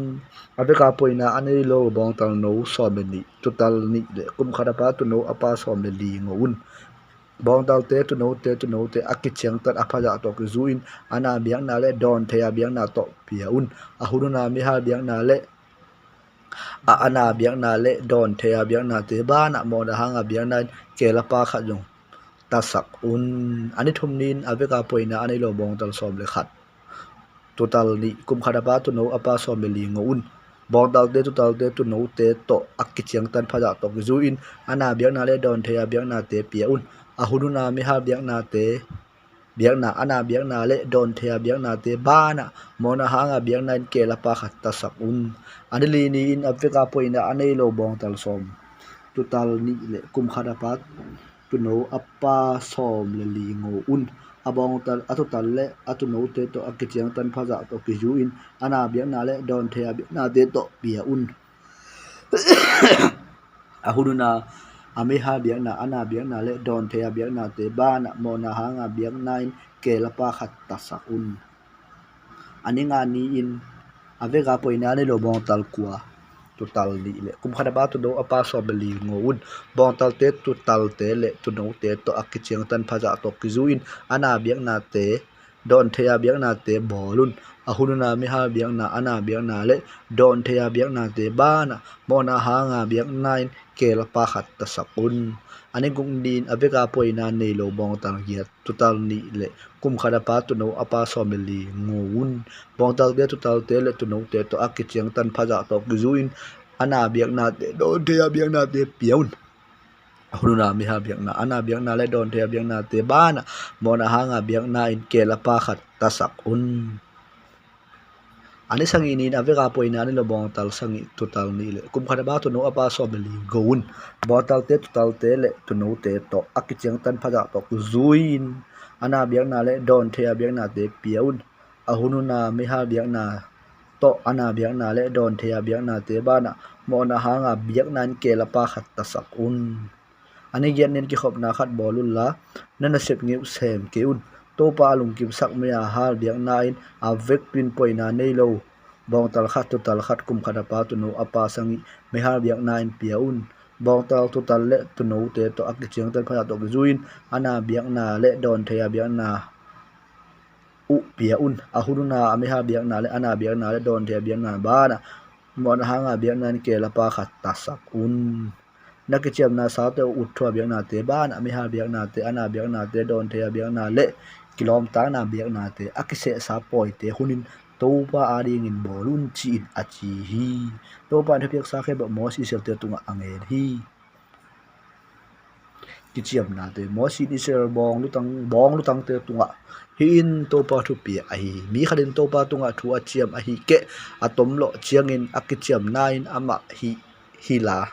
ama hi ama na kamal pel thailo dinga achi sa khem pe asem pel mo ding hi numi khang moi khalin apa ina online to pa tunga thuwa ki chiama hi ke ama zui ding in apa za kin thuwa ki chiama azui ding in akoi a apa ina ma ki na thu zan na pi bang ma angen pi ke le tua ama ki chiam na le azui ding khem pe akip ding hi a hi hangin to thu apa in za a kham le ama ki chiam na le zui dinga akip chiam te akip lo asula hi apa in kha a hi bain to pan ama asok ta sak ding hi to nuin ama ki hi ding ki chiam na abo khit a hi ke ngai shun khol loin akam to akimok chiam khit in mi khat to akite na pasalin jana pin to nu tunga bang bangen ke le to chiang ama ki hi na ki chiam na a hi ke zui dinga te akipi a hi hangin apasalin to thu azak chiang in akham le ama ki hi na ki chiam na le kama ki chiam mo na alom pa in phiat sak a hi mani to pa in ama aswak ta sakhi mengong nu mai khat a hi ke mi mak sa nu mai to ama khat ama thuwa ki chiam na in ama akhi di hi apasal to anung ta khom nu mai khalin thu chiam na bol a hi ke tom lo in ju ding bola a hi ke apasalin to thu zan na pi bang bang ke lo in akham ke le to changin to nu ki chiam na a hi ke ama aki hi na zui ding akip a hi hangin apasalin to thu aza changin a phiat sak le to changin akama akampana akichi hiat akichiam na a hi ke zui dinga khat bek akip ding hi a hi ke zui ding te khat bek akip ke hi apasalin phiat hi na hi manin to ban to nu asok to sakhi apasalin ma ki chiam na khat pe a hi ke zui dia ki chiam na khat pe aniang no le kip sak thei be sak thei a hi hangin apasalin to nuwa kipan tuania kipan bang ma angen ke to changin to nu aki hi ki chiam nai ke chu dinga khem to akip aswa hi ama in tuate azak changin to nu tunga bang ma again lo na to tuate akip sak aswa hi a hi hangin tuate azak nung hun khat chang tuate aphial le to nu mo na ama tunga tu di hi achi hi to ban mo si tunga hi te ji le pasal ki kal le apan chunga om lai nu mai khang moi lai te le apa ki kal thu ki sai ki jop na ding a piak ge na te a hi Midian te tunga phula na to pan mo si tunga Israel te phu Midian te tunga lain to khit changin mi pi te kenga kong pai pi pan ding achi to changin mo sin mi te kenga Midian te sima to pa phula na asem ding in mi te por khat galhiam to ki thoi sak un Israel be khat changin pasal tul khat ta kon sakun achi to changin be khat panin tul khat ta akwan ngal hiam toy mi tur som na tur ni bong te panin akwan sak che hui mo sin be khada mi tu khat ngal sim ding in sola Eliza ta pa simpi fini ha bia buga na te le thukoi na te thukok na te pengku te keng sakin amau te azui saki to ban mo ju biak sabang in amau te median te simua ama ami khem pe athadu hi ami tha te u laka median kumpi nga te LV Rikim Jor Hole beba jong ki hali amau te en bo ta ba ba lam jong athat hi Israel te in median te nu mei le bong Israel median te nu mei te na pano te median te bong hum tu no te na khem tu ngal van mat bangin amanu hi median te na khopi te ngi apol khem pe hal tum sak hi van khem pe lak sakwa mi te le nganing te susia in Jericho pan Jordan ngun kan tan na mop jang le ang gi apol Israel mi hon ki khop na mo si le Siampi Eliza kenga angal mateo to van matele van laksa te atunu hi amau te don ding in mo si siampi Eliza le mi hon pi makai te ngi apol puwa ading goi nga kap te amakai tu tampi ukte za tampi aukte gi apola hong chia te tunga mo si a he hi amau te kenga numei te hing khoi na hiu hiam to pa tung pa de Israel te ki hei hi sak pola to pa mi te tunga pul pi atung sak balam hil na amang about te hilo a hiu yam tuin pasal no teng thadu tuate pasal to alum khom sa numei pe ma that ulla a hi hangin pasal to alum khom nai lo numei no pe ma no ma ading in suak to sakun mi khat pe athat a hi ke akitha sa along khap to ma ni sangi sungi apo puwa na pel mo ding hi ani thum ni le ani sangi ni no le no kinga nga teu kisian so ding hi sabun kel bun a hi ke singa ki bol na te le puan sil khem pe na sian so ding hi achi to changin nga sunga kon nga kap te kenga champi el jain to pan mo si tu pia kamal de na hi a hi kham gun sum ngo si lang ba hak le me ya do zo na pe ma me in ki hal pel mo dinga to te a siang so ding a hi hangin sian na tuya zong ki so pel mo ding hi to te me ya do zo lo pe ma to tu sunga ki ding ani sang in na puang te na sob ding wan na siang tho ding hi to khi changin biak buk sunga na tum thei pan ding hi a chi hi ban mat te hom to pain mo si kenga nang le siam pi ale za le mi hon pi te ini golu tang te khem pe win akiman mi hing te nganing te simun ngal sunga kuan nga kap te le mi hon pi te apan mat te hom sakun ngal sima kuan nga kap te apan mi hing te bong hon te la te tu hon te a hi ke kel te zanga chiang in khat to pa sia kai ding in se khia in ama nga za lang sum panin hi sia kai la ulla to pa tan din siam pi eleza to nga piaun Israel te nga ding alang sum panin mi hing te bong hon te la te tu hon te kel te a hi ke ngan hing dang te som nga chiang in khat chiat teng khiau la to pa biak bu kem ding in thunei le bi te tunga tu te pia in achi hi to changin mo si le siam pi elizain to pain mo si tu piak bangin asem hi van ki man te sunga a om lai nga kap te la ka tu tenggu le tu sob changi tu nga bong tu sob changi le tu mi la tu som le tu khat le pasal to alum khom na do nu mei no tu som thum tu ni a hi gal sima kon te nga alang te tu teng thum le tu som thum le tu sangi le zanga to te la to pa ding sia zaguk le som sangi le nga bong tu som thum le tu guk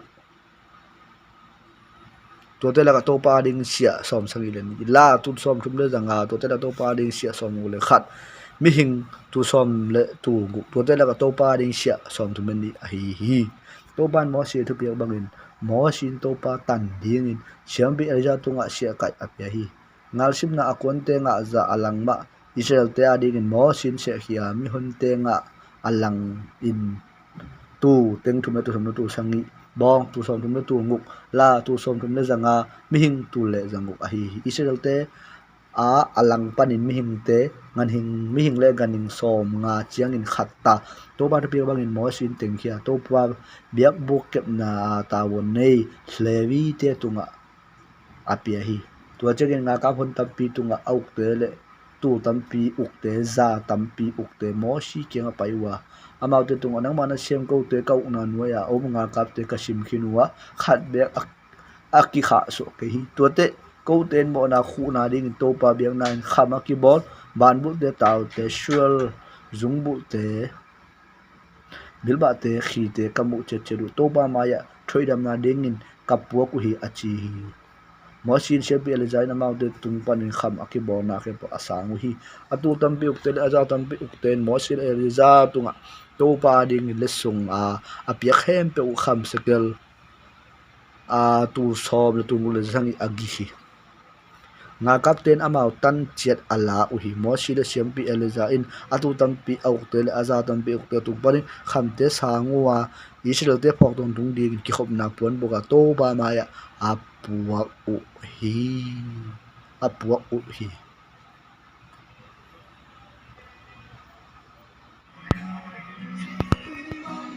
le ben te le gat te in gan hun tam pi le tu le kel hun tam pi nei wa za le gele leitanga ngan khoi na ding in a hoi dam amu u mi pi makai te kenga mo si le siam pi eleja te pai wa atarot didon jeda zamet heson elila siban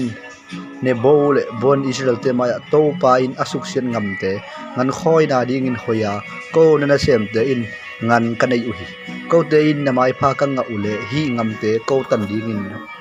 na sem te hong pia in ko te joran ngal hong ka sak ke in achi uhi mo sin le ben te le gat te kenga no hilaya tu in nagam sumi te nagam sumi te gaw sim ding in kwan di a hi hiam bang in to panamau te piang na ngama Israel te pai ding hlung ke sak na hi u hiam keda beda pana na pa te u ka line amau te in jo hi ma chi u hi ekron kwam tung to in angal et u chian in to pa na amau te apia sangam alu dik Israel te alung ke sak u hi tuani in to pa a he swaga hichi in pom loin amau te in alung sim tak pi u to hong zui lo a hi manin Egypt pana ka pai hiat pi apai khia kum som ni pan atung sia apha sa khat bek in Abraham Isaac le Jacob tunga ka chiam na ka khap sagam kenat mi Jephenet tapa Caleb le nun tapa Joshua te lo ngalin amu ke di mo hi ahangin amau te gelin lum sim tak piun to pa azu hi chi in aki chiam hi Israel tunga to pa he lua ama muna asia ngam ta khang khat bup abai siang ma teng kum som ni sung siang ngama avial vak sakhi tuin note hilaya napate umuna dingin ada huai mo nei suakin Israel te tunga to pa na he sak zolai ding hi ama na jui non keol himi te khem to sel ngama nu shileo leo dinga amau te kisiat na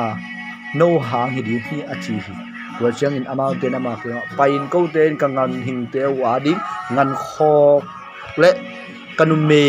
ka naw pang te wa ding in khopi ka san mo mu hi ai hangin ko le ko ngal ban to ki thoin Israel te mai pain ama mun ding wa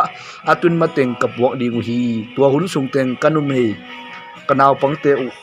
akida na di gun khopi te ku in aki ding kisami Israel dito man amaw gaw lu ding anga amateng ka inwa ka chia ke ding hi zoran nga khat lam pe ma amaw to lu khom ding pang ma ka nga ke ding hi bahayam chi de zoran ni suna lam teng ko lu ding hi zo hi achi hi to chang in mo si da mau te ki ano te hi nan sip ding le gal sip ding in to pa ma ya gal hiam to naki thoi ule amaya ngal te akinot khiat mating gal hiam to ki thoi sign to pa ma ya zoran kan tarin na pai ule to chang in to pa ma ya leita aki piak chang in to pa tung le Israel te tunga na jui ding tengu azo suakin no te omna na chi thei pan ding hi to te to pa ma ya hi leitang no nei sa hi ding hi a hi jong in na hi jo ke ule to pa tung amo na suak ding wa na mo na no ma hong pho la ding hi nanu mai na pangte u omnari khopi lamin nagarhante u omnari ngan khok bolula nakam chiam sabangun jong semun achi hi galle le ben te in moshi kenga kato pau nong thu piak mangin nang bana sem te in ka sem di hi kana pangte ule kaji te u katu hon te ule kangan hon te un hi giret khopi te aum di hi na om di hi ahi hangi dingal sim di ga ki thoi sa nana sem pasal to ma ko te to pai nong ngen bang te tegin gal do din in to pa mai kagal ka ding hi achi hi wajang in mosin sempi elizale nun tapa yosua le israel bong in kwalu tang te to ama thu to ki sain thu apia hi ama in amau te kenga gat te le leven te gal sim dinga ki thoi sain to pa mai gam hong lak pi ding u chiang in giret gam amau nei ding in piaun ahi hangin gal hiam toilowin hong kan tan ke le zong no te to kanan ngam anei khom be be di hi achi gatte leben ten to pa gen sabang na sem ten ka hi ding hi gal hiam toy sain to pa maya kanana kapai di muwa ahi hangin kalwa di u na te zoran hilam gal a di hi chin adong hi to changin mosin gat le leben te yosep tapa bana sep bong lang te tunga kumpi si hon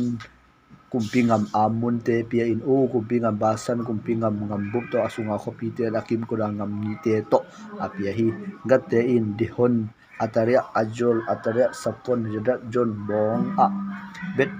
nimra le bet haran kula ki khopi in lamwa agan honte omna ding ngan khok abol hi tuate reben te hesbon ekna ketra tuate to kibangin nebo le bal bual hi min te kilai hin sibat le lampha uhi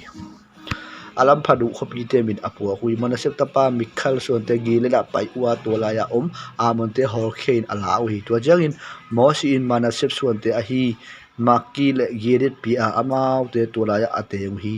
manasep son khat ahi jorin a khopi neu te la a tua te havat jor apua hi to te noba in kenal le akim kot khopi neu te la ama min posakin noba apua hi Israel khwalzim namun te mosin le aronin Israel te maka idi sipana ahoruni na pai kheda khwalzim namun u hite ai hi to par piang zuin mosin akhwalzim namun u achiam te hi hite in akhwalzim namun u ahi hi pasien ni khat akhamasa paisan ni khit akhamasa pen anisom le ngani in ramis panin Israel te akipan hiau hi Egypt bi khem to mu in amau te hang takin pai hiau hi to pa na mau pasien te tunga thu khen a hi manin amau te laka to pa in asal lup atapa upapen te avui hilu hi Israel te rebenusia in sokoda ngia por saru hi amau te sokonusia in sinangam nol echama ngia por saru hi amau te in echamnusia in piharelama ki hei jigin bal je phot ni su na lama pai u a midul kianga gya por sar hi amau te in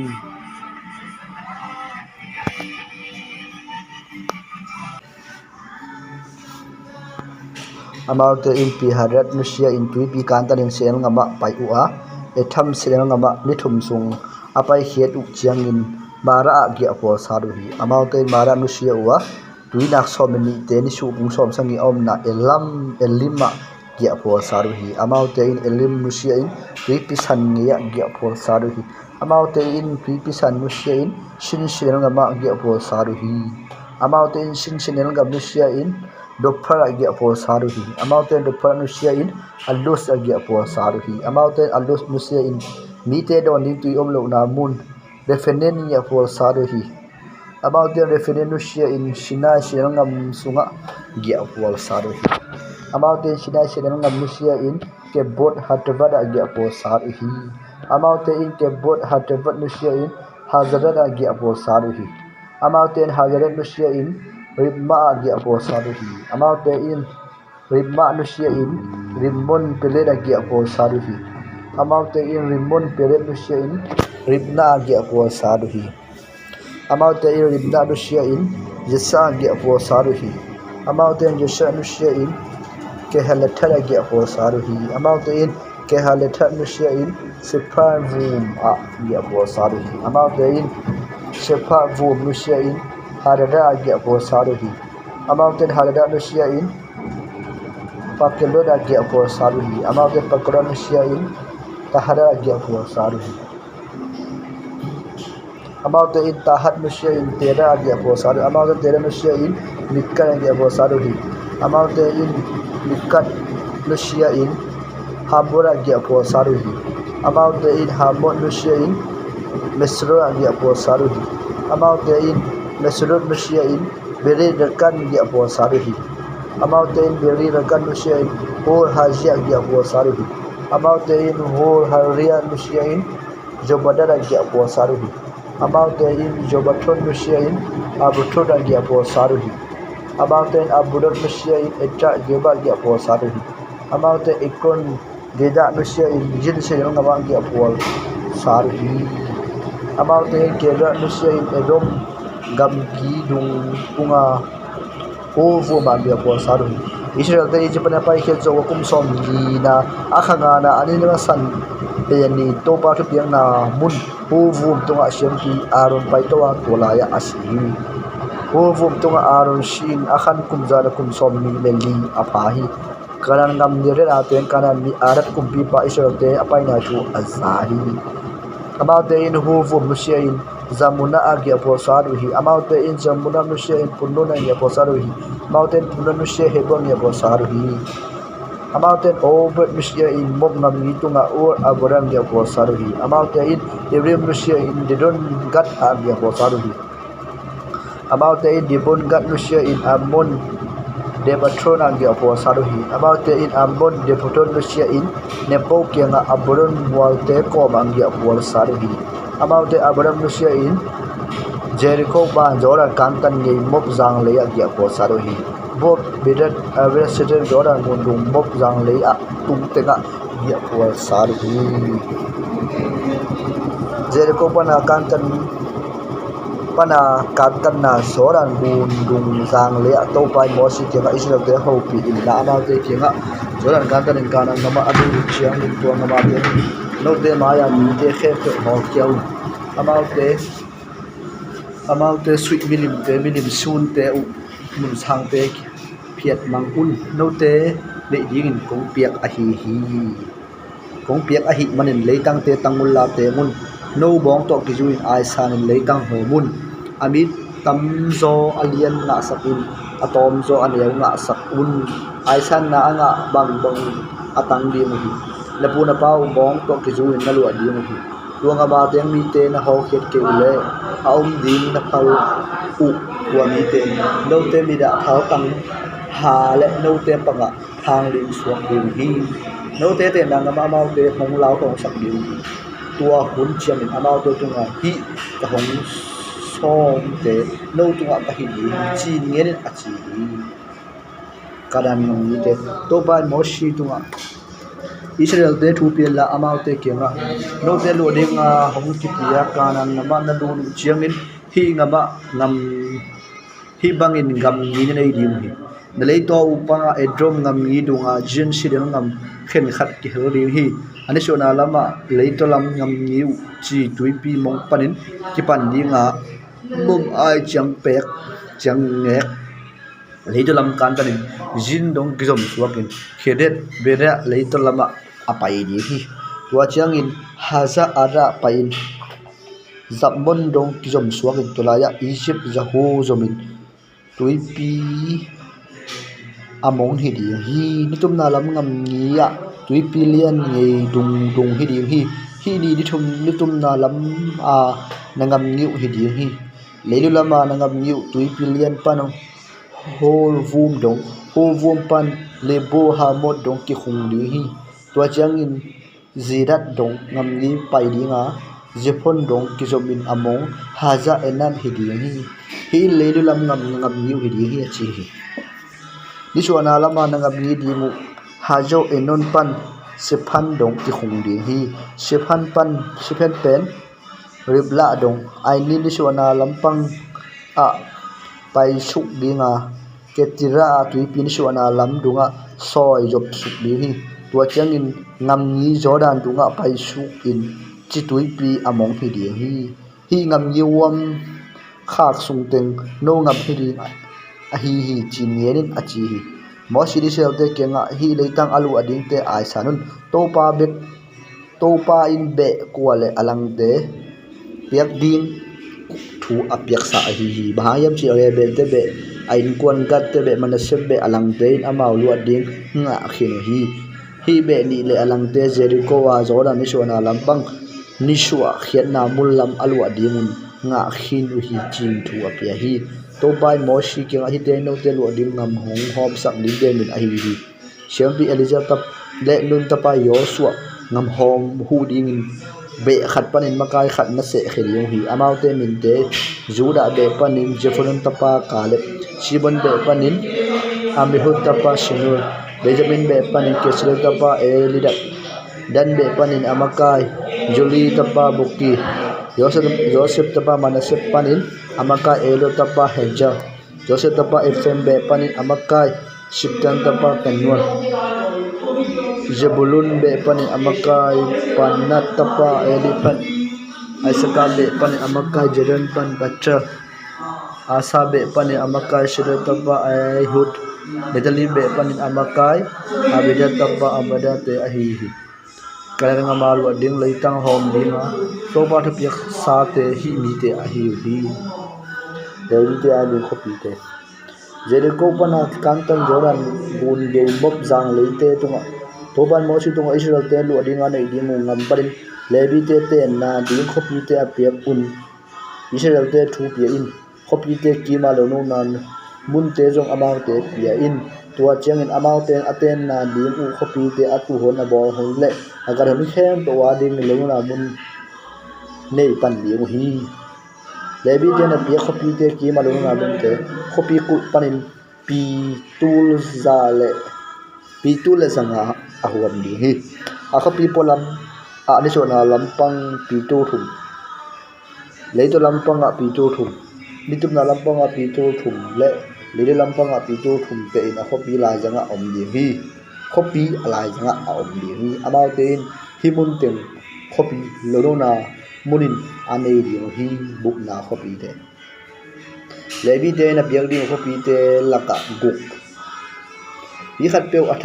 athat kha mi pa bu na ding khopi hi ding hi khopi som leni amau te piak thua lai un Levi te lo na te to na pi khom per mo di muwa ding u a piak ding u avek pi un khopi som le ya som li le giat hi ding hi Israel tem nei sa panin Levi te na piak u khopi te no bong chek lua za to ki tuakin na pe di mo hi khopi tampi anei bong te tung panin tampi lain a hi hangin atom nei te tunga na tom lak di mo hi a chiri to changin to bai mo si kenga Israel te ho pil la amau te kenga Jordan kantarin kanan ngaman ru changin mi khat pe athat kha mi khat asu atar thek na dingin na khopi te upan khopi po khat ter khiaun thu ki khen ling mi hon pi te mai adin mai mi that kha te asi lo na ringin phula pa parin buk na muna ikoi di hi na pia ku hi khopi muk te no buk na khopi hi di hi Jordan hi lam nga la thum kana lam ga la thum ma buk na khopi piaun sum khol lo pia bidang som khol lo pia bidang khat athat kha te to muna asu atak thei na ri hi khopi muk te Israel te pem ta te le amau la ga ate mi pe ma adi buk na khopi hi di hi mi khadin na akizang si khadin mi khat pe asidi min asal le ama mi that ahi hi to mi that pa ki that hi ahi ke mi khadin mi tha thei na ding so tum khat akhuda toy mi khat asidi min tuk na nei le ama mi that ahi hi to mi ba tha bro mi that pa ki that ding ahi ke mi khadin tha thei na dik akhut sunga na akizang sing khat to ya asina ding mi khat to asal le ama mi that ahi hi to mi that pa ki that hi sisan phula pa in mi that pa athat ding hi ama atu khak changin athat ding hi mi khat pe win na som kholo pi na si na ding suang ahi ke bang na khat pe ade na ahi ke ngal bolin asina ding khutumin atup le to mi pa kithat ding hi ama mithat a hi sisan phula pain mithat pa atu khat changin athat ding hi a hi hangin ngal bol lo pi a mithat pa mit mi khat pelin bidang khat sun vat a hi ke buk bol lowin na khat pelin deng a hi ke ama mulowin asi theina ding song tum khat khiat kha ama asi le tua changin ama angal pa hilowin ama aliam sak asom hi a hi lo nung sangin bibi ten hi ding neina to kizuin ama le sisan phula pa tikala thu a khen ding hi bipi in sisan phula pa panin mi that kingo ha hupel mo dinga ama atai na bukna khopia pai kik sak ding hi sathau siang tho akil siam pi pa ashi matung turaya ateng ding hi a hi hangin akimo sakpa atai na mun bukna khopi akichiang tan na mun polama apaya khopi polama sisan phulapai amule mithat mo sakna omlowin sisan akimo sakpa that the hi tulpi pa ashi matung akimo sakpa ama bukna khopi ateng ding hi tulpi pa ashi chiang bekin ama ne samuna chia ki thei ban di hi hongtung ding atuna ta te un hi te na te namun to wa no te a ding akisam di geina te a hi ni khadin bidang khat atha le te chi teng en na sikhan begin mithat pa ki that ding a hi hangin te chi khat ben gen na sikhanin khat bek khat be akithat te di hi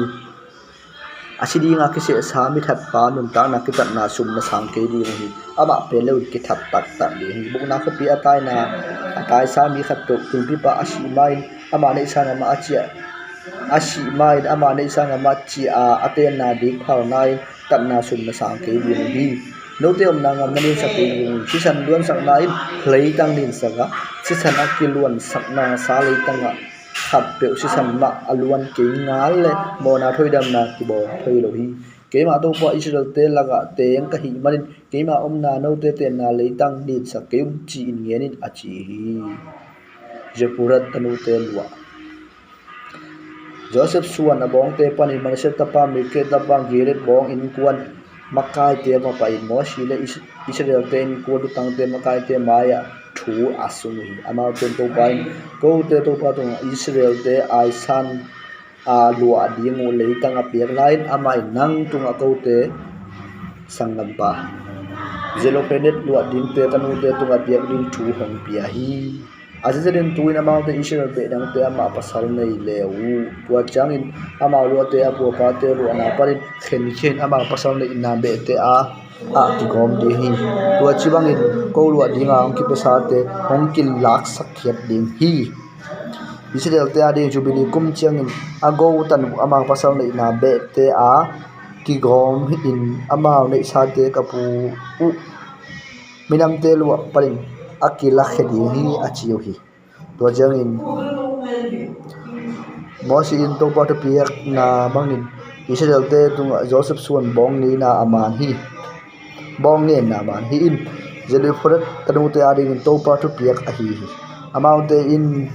amau pa te be te bong te aten pi na kule amau lungkim na to khat pe pe ten pi thei u hi Israel te sung a be khat pan be khada alu sa u aki peson thei ke din hi a han Israel mi khat to ama pute pana alu ama be leitang kem din hi Israel mi pe mai in apa te lu sa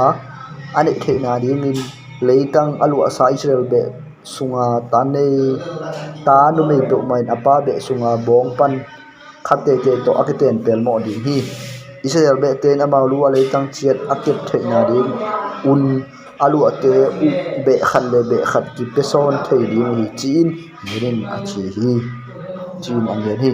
to chang to ba in mo shi thu piak bang jepuro tanu te angam ta u hi jepuna tanu te maha jela hola meka noa te in apate lama apate lamte aten pi u hi amauten Joseph tapa manasep sungan te bong ten pi uwa apate u be le bong alu ate akip wa hi ite in Jericho pana Jordan gun nga tan na nge mok jang le ya to pan mo si tung to na apyak nge na te a hi